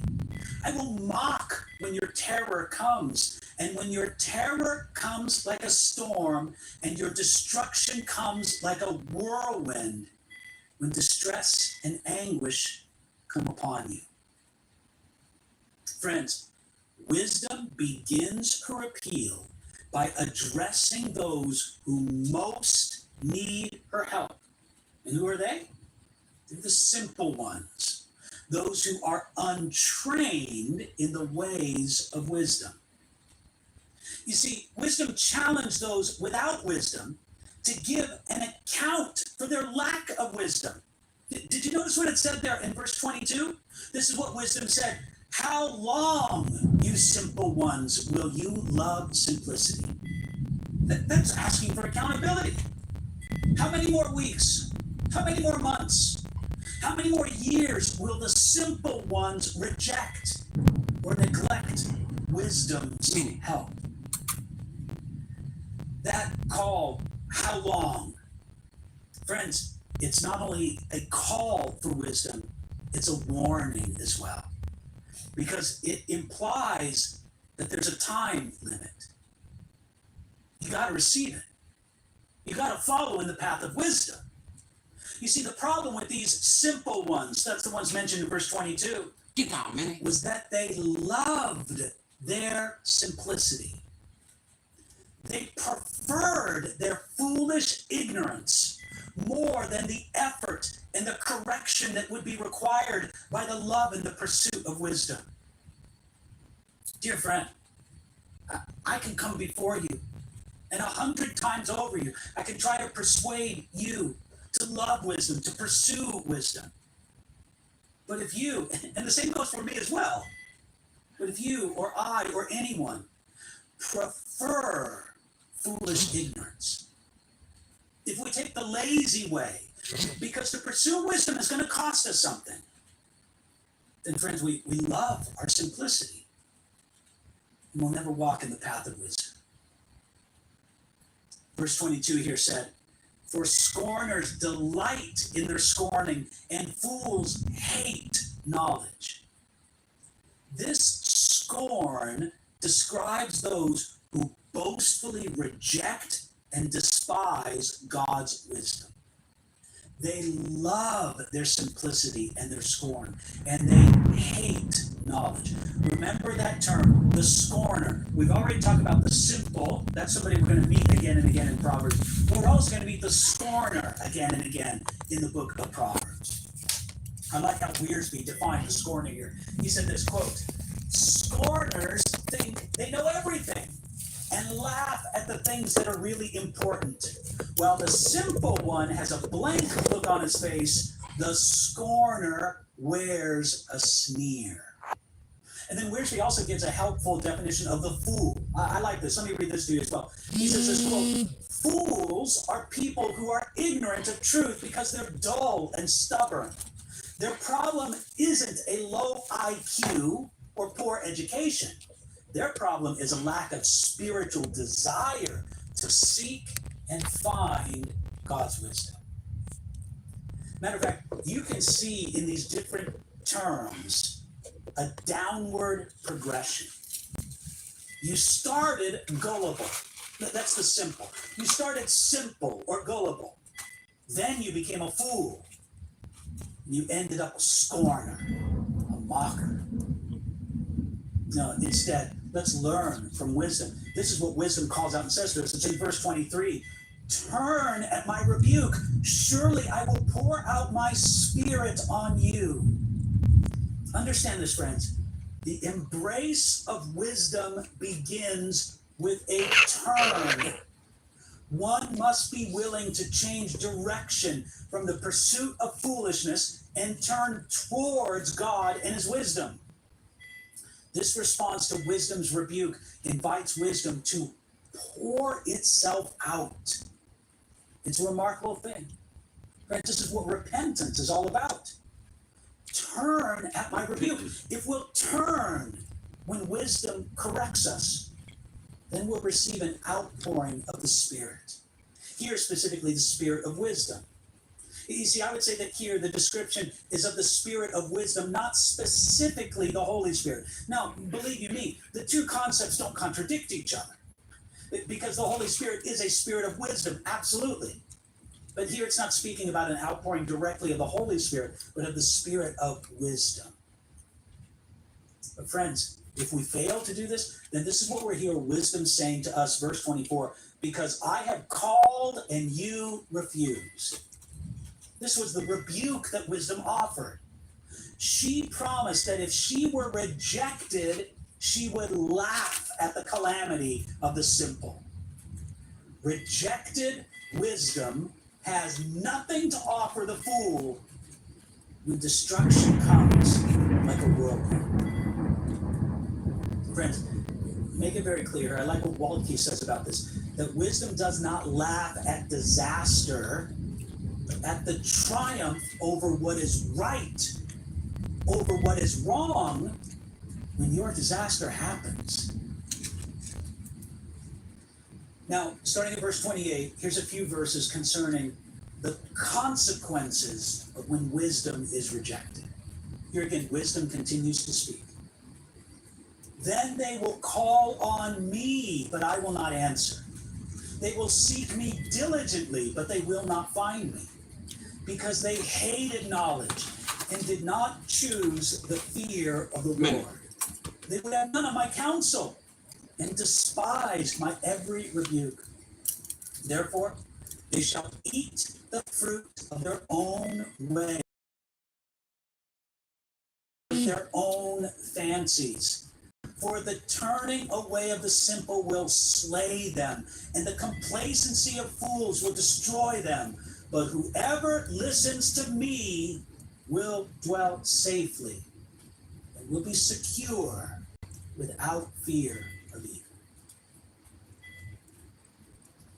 Friends, do you hear the call of wisdom? Let me go back to verse 28. Verse 28, wisdom said this: they will call on me, but I will not answer. When wisdom is rejected, she has no alternative plan for the fool. In the time of crisis, the fool cannot expect to beg for and receive instant wisdom. That's why it says in verse 28, they'll seek me diligently, but they will not find me. Friends, isn't it plain? We all want wisdom in the crisis, but we need wisdom before the crisis.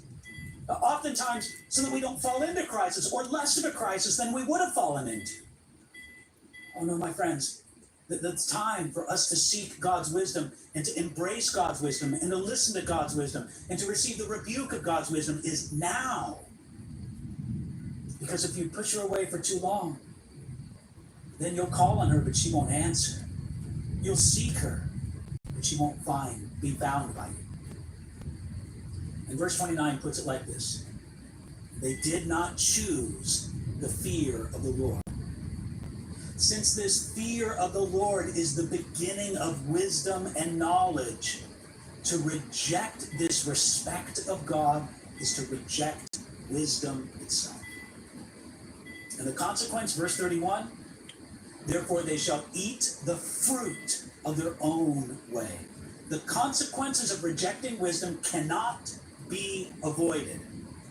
The end result of this love of foolishness and this love of scorn will be death and destruction. Verse 32 says, we'll slay them. Verse 32 says, we'll destroy them. Death and destruction.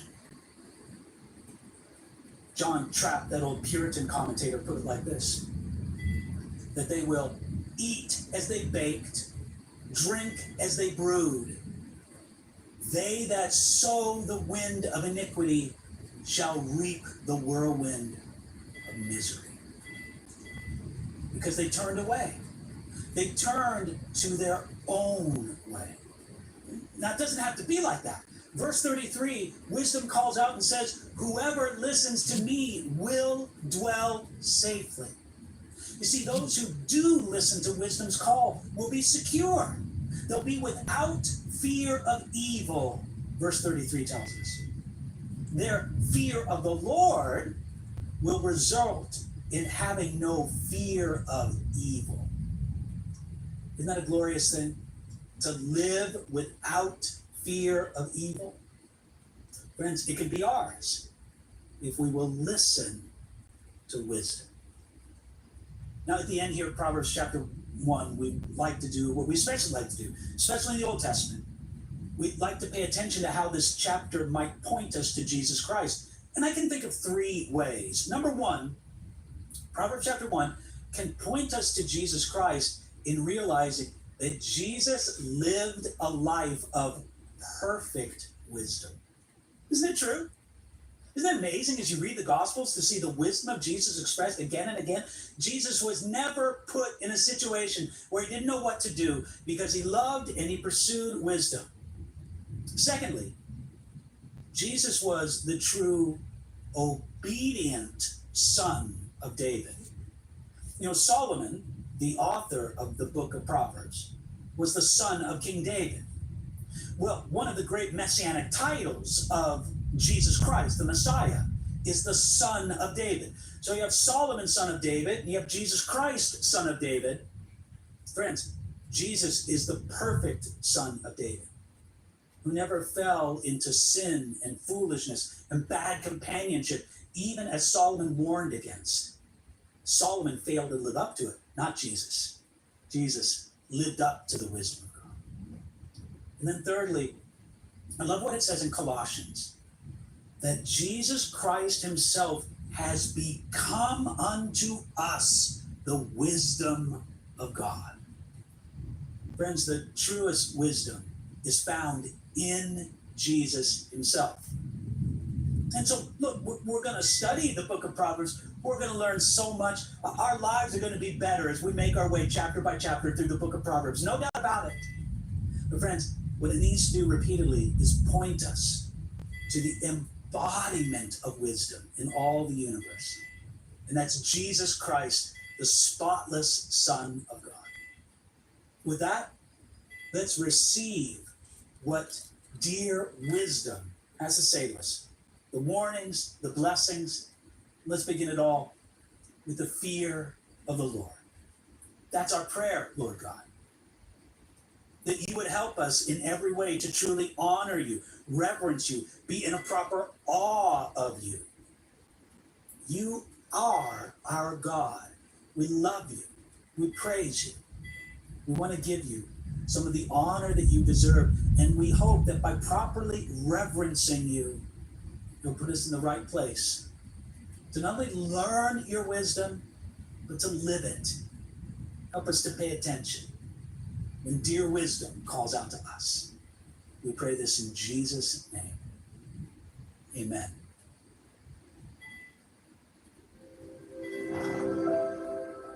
Amen. That was Proverbs 1. The first proverb of the month.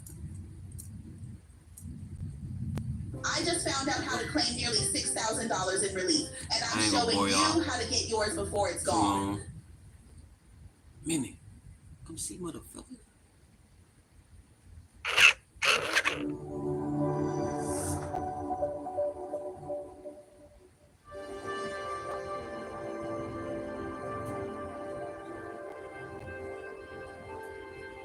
In our verse-by-verse study through the book of Proverbs, we come now to Proverbs chapter 2, which deals with a theme that we're going to come... I don't know what to do with myself right now. Get some shit.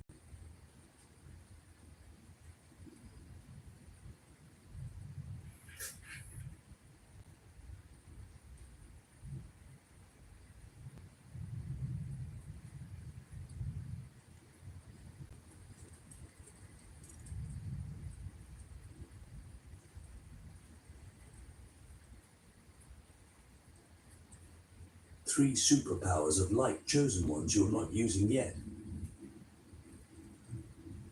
There's something extraordinary happening beneath the surface of your life, and most people will never realize it. But if you're watching this, it means you're not most people. You feel it, don't you? That strange pull, that quiet knowing. The sense that you are capable of something far more powerful than what you've been taught. That you're not just here to survive, fit in, or go through the motions. You're here I don't know what the fuck to watch. to remember something that the world tried to make you forget. If I was had a woman right now, I would have been going to sleep. You're a light chosen one. And while that might sound like a title from a fantasy novel, I assure you it's real. Not everyone is built the same. Some are born to maintain systems. Others are born to challenge them.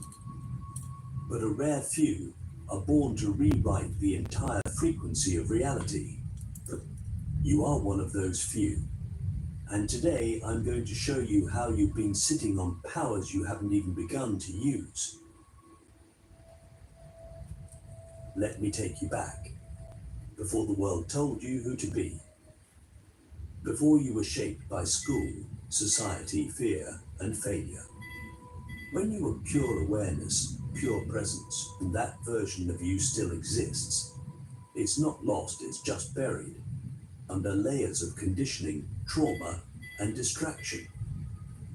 And the first superpower you've forgotten how to use is your ability to bend reality through energetic alignment.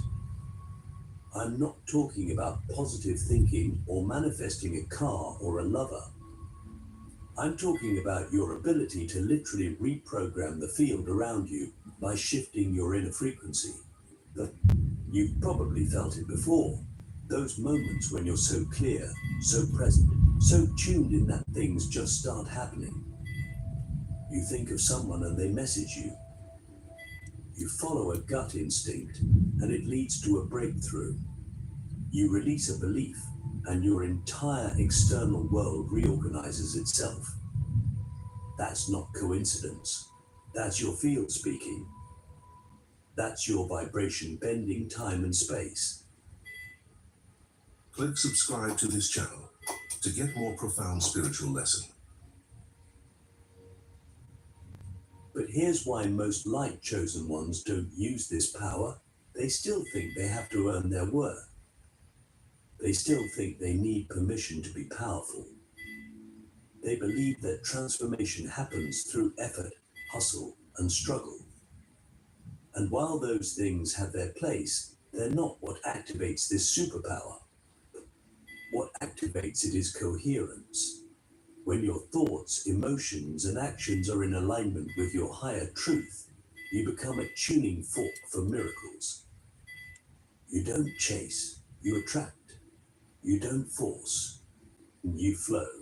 You don't beg reality to change, you command it by becoming the embodiment of the frequency you desire.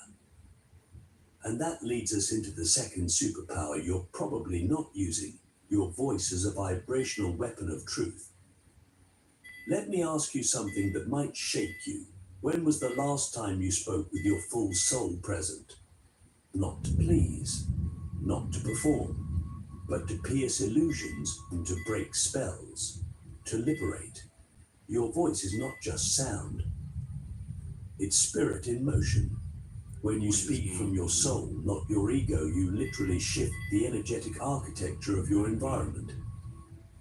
The reason so many light chosen ones feel voiceless is not because they have nothing to say, but because they were trained to stay silent. From an early age, you were probably punished for being too much, too intense, too sensitive, or too honest. You learned to dim yourself to keep the peace, to be liked, to survive. And in doing so, you disconnected from one of your greatest weapons, your frequency encoded voice.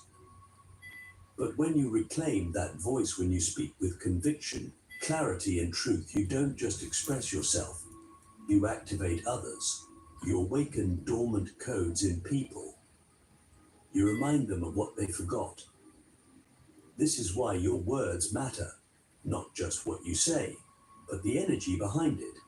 But when your voice is aligned with your essence, it becomes a transmission, a portal, a spell breaker, and you don't have to shout. You don't have to convince. You just have to speak truth, not from fear, but from presence. That's how you reclaim your voice as a tool of divine disruption. Now, before we go deeper, I want to share something personal. There was a time I forgot who I was. I had all the signs, deep intuition, vivid dreams, synchronicities, mystical encounters, but I was still living in fear, doubting myself, shrinking around people who couldn't meet my light. I thought maybe something was wrong with me. But then I had one moment, one still, silent, sacred moment where I remembered. Not with my mind, but with my body. I remembered the mission, the promise, the light I came here to hold. And in that moment, I reclaimed the third superpower most light-chosen ones never fully awaken, energetic sovereignty. This is the ability to hold your frequency no matter what's happening around you. To not be swayed by fear, manipulation, or external chaos. It's the superpower of being unshakable. And the reason most of us don't use it is because we've been programmed to outsource our authority, to give our energy away to media, to emotions, to people who don't know how to hold their own power. But sovereignty is your birthright. It means that nothing enters your field unless you allow it. It means your energy is not a sponge, it's a sun. You radiate, you don't absorb. And when you stand in that level of sovereignty, you become a force field for truth. You stop leaking energy. You stop explaining yourself. You stop playing small. You start living as a soul on a mission. So now the question becomes, what would your life look like if you fully remembered these three superpowers? If you stopped playing the character and started embodying the Creator, if you stopped waiting for a sign and started being the sign, this isn't fantasy. This is who you were before the world told you to forget. The light chosen ones are not here to be liked. We're here to lead, not through control, but through coherence, through truth, through presence. And if you've ever felt like you're too much for this world, maybe it's because that's all I be doing, y'all. Minding my business. Could be beating my meat right now, but I chose not to do it today. That's all I do, work, watch dumb ass shit, talk about God and beat my meat. Yo, what a life. Fucking go live. It's my life. Fuck it. I'm proud of my life, damn it. I work hard to do this. I came a long way to do this. Damn it.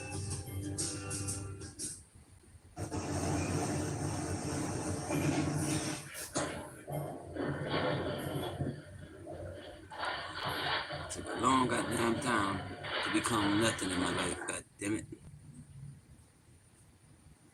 because you are, because you're not from this world.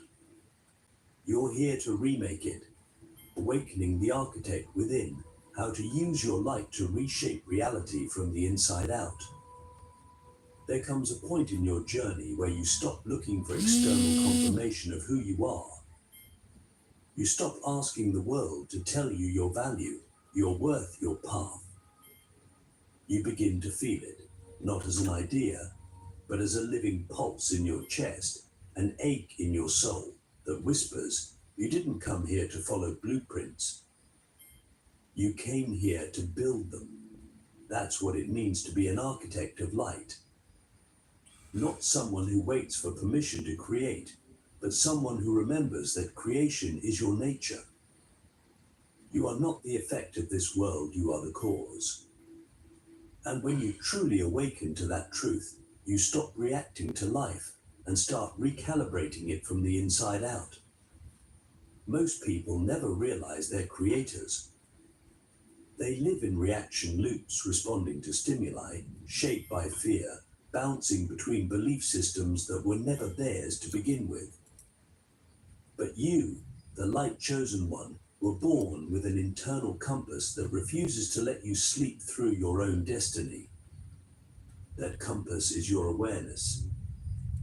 And the moment you begin to turn that awareness inward, when you monitor not just your behavior, but your vibration, your thoughts, your core frequency, you begin to see that the outer world is nothing but a projection of your inner field. That's not just a philosophy, it's physics. The field responds to the pattern you hold. Your dominant vibration is the architect's pen, and you've been holding it since birth. You just forgot how to use it. To reshape reality from the inside out, the first thing you must do is take radical ownership of your state of being. No more blaming the external. No more waiting for someone to save you. No more giving your power to illusions. You must become the master of your internal climate, because from that climate, your world grows. When you begin your day in alignment, tuning your thoughts to truth, your body to presence, your emotions to neutrality, you are literally recoding your energetic signature. And the more consistently you do this, the more your external life begins to reflect that frequency. This is not magic, it's mastery. But here's the part most people miss. The field doesn't respond to what you say you want. It responds to what you are. You can journal all day about abundance, speak affirmations into the mirror, visualize success. But if your nervous system is still wired for survival, that if your subconscious is still running on lack and unworthiness, your field will reflect that. This is why the real work is not about performing spirituality. It's about becoming embodied truth. When you walk through the world as someone who knows they are sovereign, worthy, and connected to Source, you don't have to explain yourself. Your presence does the work. Your energy precedes you.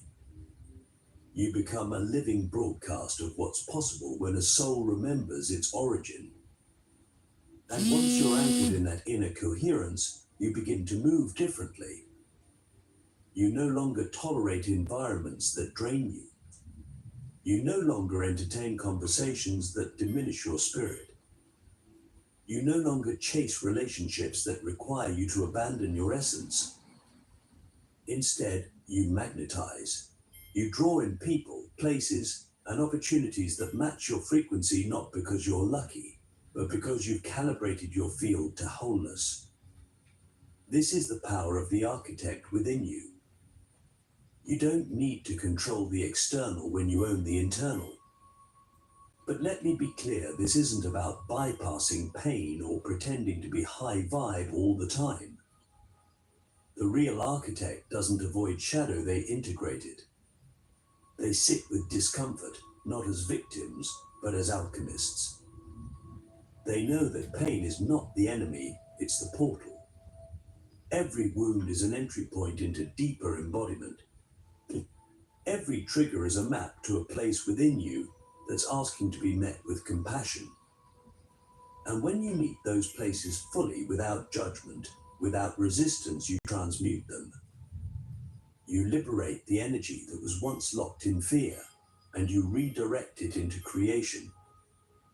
That's how you rebuild yourself, not by escaping the dark, but by lighting it up from within. So ask yourself right now, what parts of me have I been avoiding? What emotions, beliefs, or memories have I labeled as bad or inconvenient?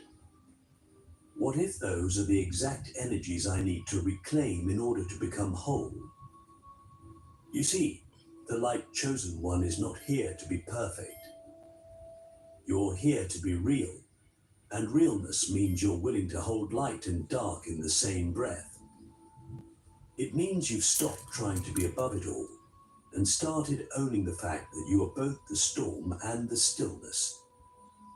The architect doesn't run from contrast, they use it. They see contrast as the raw data of creation, the clay from which new worlds are molded. And here's the most powerful truth of all. Once you remember how to architect your own inner reality, you begin to influence the collective field. Your coherence becomes medicine. Your alignment becomes a template. You walk into spaces and things shift because your energy commands it. Not from ego, but from embodiment, and from truth, from presence. You weren't meant to blend in. You were meant to change the geometry of the room just by being in it. And if you've ever felt like you didn't belong, maybe it's because you were never meant to fit in. You were meant to remind the world how to feel again. So I'll leave you with this. What kind of world are you building with your thoughts, your energy, your integrity? What would happen if you stopped waiting to be rescued and started living as the architect you already are? Because the truth is, reality is not fixed. It's fluid. It bends to the will of those who remember how to hold the light not in theory, but in embodied frequency. The hidden light language, unlocking the energetic code stored inside your DNA. You've felt it, haven't you? That strange sense that there's something ancient inside you, something that doesn't come from anything you were taught, something that doesn't belong to the world around you. You've looked out at the chaos, the noise, the illusions that pass for truth, and deep inside, something whispers, this isn't all there is. I remember something else. That whisper is not your imagination.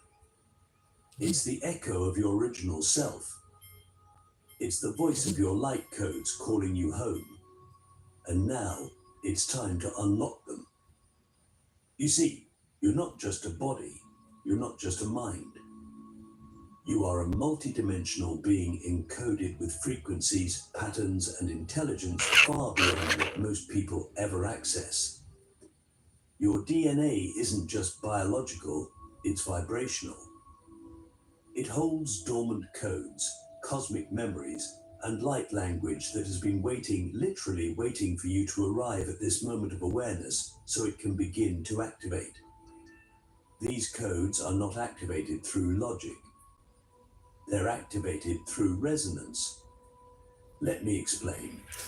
Every time you encounter something that deeply moves you, an image, a sound, a truth that sends shivers down your spine, there's a code being recognized. It bypasses your brain and speaks directly to your soul. That's the hidden light language trying to awaken you. It's not about learning something new, but it's about remembering something ancient. Something you carried with you into this life long before you ever learned how to walk, before you spoke your first word, before you were taught what to believe. And this is where it gets powerful. Light language isn't just something you hear, it's something you emit. When you speak from the heart, when you move with intention, when you create from a place of purity, you are speaking in energy before you ever say a word. Your field becomes a broadcast. Your walk becomes a prayer. Your presence becomes a code that others can feel, even if they don't understand it consciously.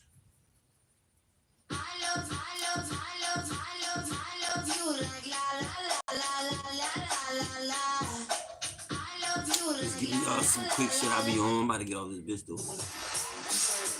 Hey, it wasn't for y'all to catch what y'all supposed to catch. I'm gonna be doing this shit all day till I get the fuck out of here, bro. That's why some people are drawn to you and others are instantly triggered. But it's not personal, it's energetic. You're carrying frequencies that either activate or disturb the unconscious. That's what it means to be encoded with light. You are a living language. But most of us have been taught to fear our own power. We've been conditioned to believe that if we can't explain it, it's not real. That if we don't have the right words, we shouldn't speak. That if we can't prove it, we should doubt it. But the truth is, your greatest transmissions will come from the spaces between words, from the way you hold yourself, from the clarity of your energy, from the silence you carry. You don't need to convince anyone of your light. You just need to trust it enough to let it speak through you. That's when your DNA begins to awaken. That's when the language locked inside you starts to rise, not in the form of information, but in the form of frequency. So how do you begin to unlock it? By following resonance. Follow what stirs your soul. Follow what opens your heart. Follow what feels like home, even if it makes no logical sense. The more you allow yourself to trust what moves you, the more you reclaim the pieces of yourself that have been scattered across timelines, lifetimes, and dimensions. And slowly, piece by piece, you begin to remember your original design. You begin to embody your light language not as something you speak with your mouth, but as something you live with your soul. Ask yourself this: what am I still doing out of obligation, fear, or conditioning? What would my life look like if I followed only what resonated with my truth? Because that's the path to unlocking your light codes, not through force, through frequency, and through surrender, through remembering. When you stop trying to be who the world told you to be, you begin to become who you already are underneath it all. And when that happens, when your field becomes clear, when your heart becomes open, when your being becomes aligned, you don't just change your life. You begin to change the world around you. People feel safer when they're near you. They feel more alive, more real, more themselves. Why? Because your light language is reminding them of their light. That is the true power of the light chosen one. You don't need to preach. You don't need to teach. You just need to be. And in your being, you become the portal, the code, the key. Walking portals, why light chosen ones are the gatekeepers of the new earth. There's a sacred truth that few will ever fully grasp, not because it's hidden, but because it requires a level of presence most people never reach. And that truth is this: you are not here to wait for the new earth. You are the new earth, embodied. You are not a bystander in the awakening of this planet. You are a walking portal, an interdimensional bridge, a living reminder of a reality that already exists in the higher planes, but is waiting to be grounded, expressed, and anchored through you.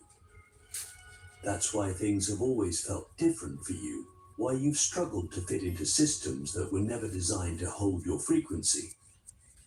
You came here to be the threshold, the space between worlds where the old dissolves and the new is born. What does it mean to be a walking portal? It means your very presence opens gateways, that your energy field is a living invitation to higher timelines.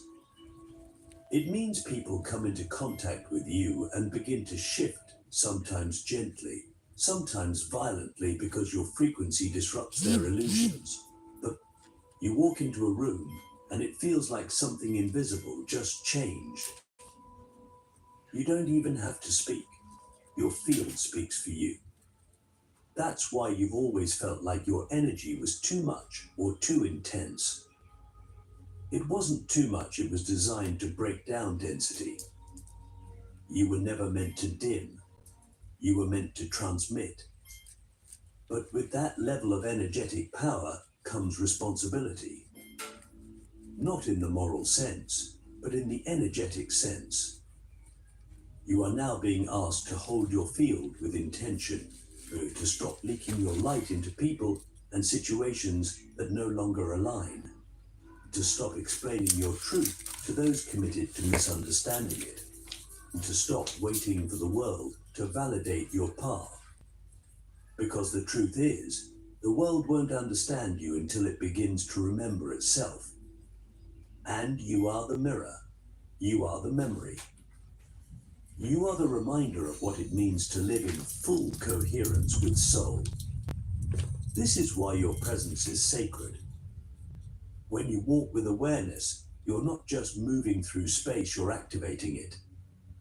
You're recoding the land with your footsteps. You're healing timelines with your breath. You're blessing others just by witnessing them in their raw, unfiltered truth. You don't need to perform spiritual acts. You are the act. You don't need to seek transformation. You embody it. You've become the ceremony, the portal, the prayer. And here's the most revolutionary part. As a walking portal, you don't need to escape this world to bring in the new earth. You bring it here, through your integrity, through your choices, through how you love, how you speak, how you create, how you rest. Every moment becomes sacred.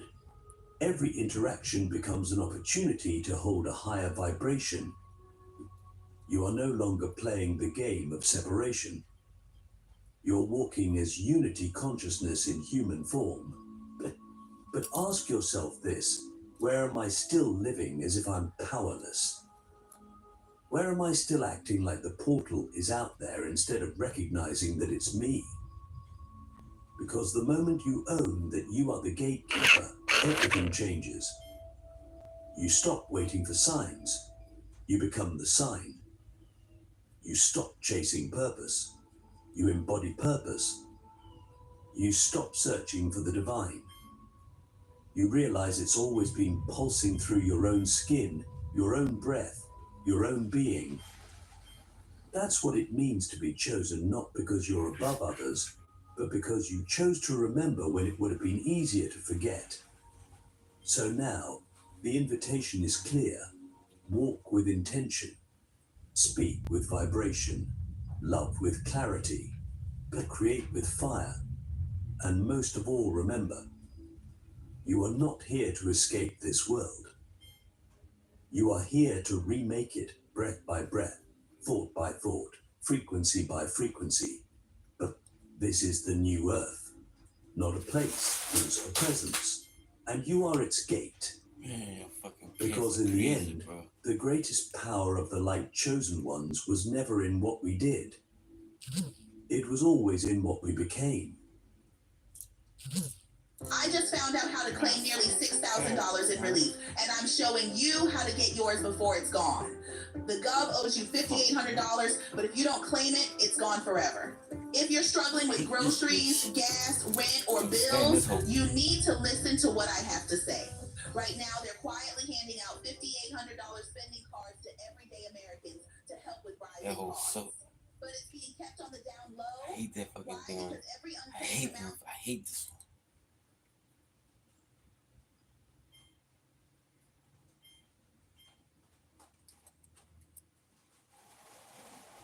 The sky was black when I walked into the ancient temple. I had been fasting for 7 days, no food, no water, only silence. I came here because something in me refused to believe that the surface of life was all there was. I had this deep, unshakable pull something was calling me. Not from outside, from within. I didn't come to find God. I came to find the part of me that couldn't be broken. And what I found instead was something I had no name for. I didn't meet a God. I didn't meet an angel. I met a mirror. And in that moment, everything changed. You see, most people think they want to awaken, but they don't. They want to feel better. They want to escape pain. They want to be healed. But true awakening isn't about feeling better. Click subscribe to this channel to get more profound spiritual lessons.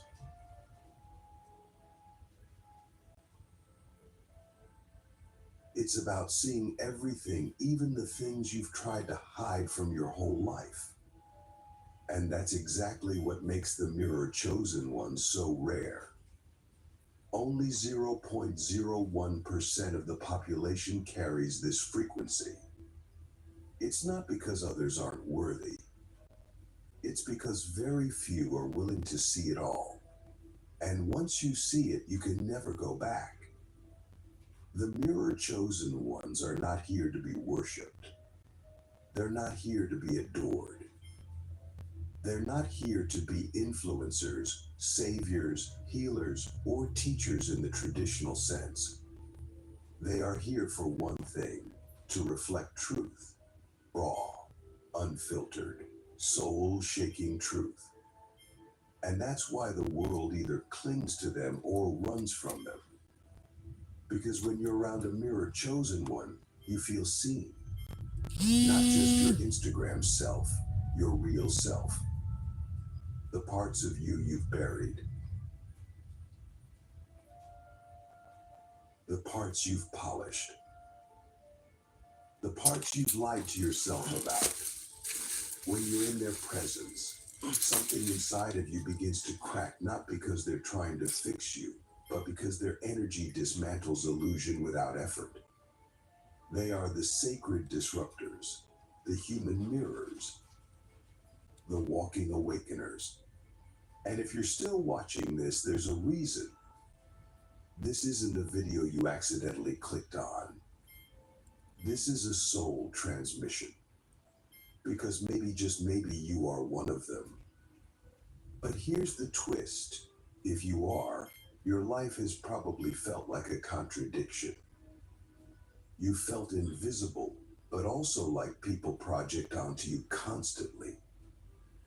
You felt misunderstood, but also like you understand people better than they understand themselves. You felt deeply empathic, but also like you trigger people without even trying. You've never quite fit in, but you've been told you're a natural leader, a deep soul, or wise beyond your years. And sometimes you've even wondered, am I cursed? Why does everyone around me either cling to me or reject me. But what if none of that was a mistake? What if your energy was never meant to be comfortable? What if you weren't born to fit in, but to reflect back the parts of the world it doesn't want to see? That's what it means to be a mirror chosen one. You are the rarest kind of light, not the light that shines to be seen, but the light that reveals what others are afraid to see. And that's not easy. In fact, it's the most misunderstood path of all, because you don't walk around performing enlightenment. You walk around exposing illusion. And most people aren't ready for that. So let's go deep now. Let's explore the 5 signs that you might be one of these rare beings. Not for hype, not for ego, but for truth. Because if you are, your life will only make sense once you understand what you really are. The first sign is this: you trigger people without trying. You walk into a room and suddenly people feel uncomfortable. They'll smile at you, but underneath, something shifts. They either lean in or they recoil. You've been told you're too intense, too quiet, too much, or too deep. And yet you weren't even trying to be anything. You were just being. Why does this happen? Because your energy carries a frequency of reflection. People don't see you. They see themselves through you. And if they haven't faced their shadow, they'll project it onto you. It's not personal. It's energetic law. Your vibration acts like a mirror. Whatever someone is avoiding, pretending, or suppressing will rise to the surface in your presence. They might accuse you of things you've never done. They might distance themselves without explanation. They might even fall in love with the idea of you, only to hate you later when you don't live up to their fantasy. But none of this is your fault. It's your gift, but only if you stop taking it personally. Because your job isn't to be liked. Your job is to be true. And truth isn't always comfortable. The second sign, you feel like you've lived 1,000 lives in one. You've been through things that others simply wouldn't survive. Trauma, loss, death, betrayal, identity collapse, spiritual rebirth, over and over again. And every time, something in you shattered, but something else awakened. You lost who you thought you were, only to remember who you really are. Why? Because mirror chosen ones are here to carry embodied wisdom, not just concepts, not just ideas, not borrowed truths, but lived knowing. And that knowing only comes through fire. You didn't read about transformation. You became it. You didn't talk about shadow work. You died in the shadow and came back with sacred codes. You didn't learn compassion. You were broken open by life until compassion became your native tongue. So if your life has felt like a never-ending initiation, it's not because you're cursed. It's because you are being forged. You're not being punished. You're being prepared. Prepared to hold a frequency so rare, so refined, that only those who've walked through the fire can embody it. The third sign, you can see through people instantly. It's not judgment. It's not arrogance. It's a knowing. You can meet a person and feel something off, even if they look perfect on the outside. You can feel when someone isn't telling the full truth. You can sense manipulation, even when it's dressed up as love. But here's the hard part. You've often gaslit yourself about it. You've doubted your intuition. You've believed the lie over your inner knowing. Why? Because your truth made people uncomfortable. And they told you that you were the problem. But you weren't. You were just seeing clearly and they weren't ready for it. But now it's time to stop betraying your knowing. Because mirror chosen ones must trust their vision.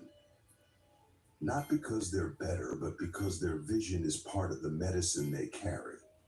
Your clarity is confrontation, but it's also liberation. So stop apologizing for what you see. Start honoring it. The fourth sign, you feel invisible, but also like you're being constantly watched. This paradox is maddening. You walk through life feeling unseen, misunderstood, overlooked. And yet people seem to track you, stalk your energy, watch your every move. You're not on stage, but somehow all eyes are on you. You're not trying to perform, but people still expect you to be perfect. What is this? It's the energetic signature of the mirror.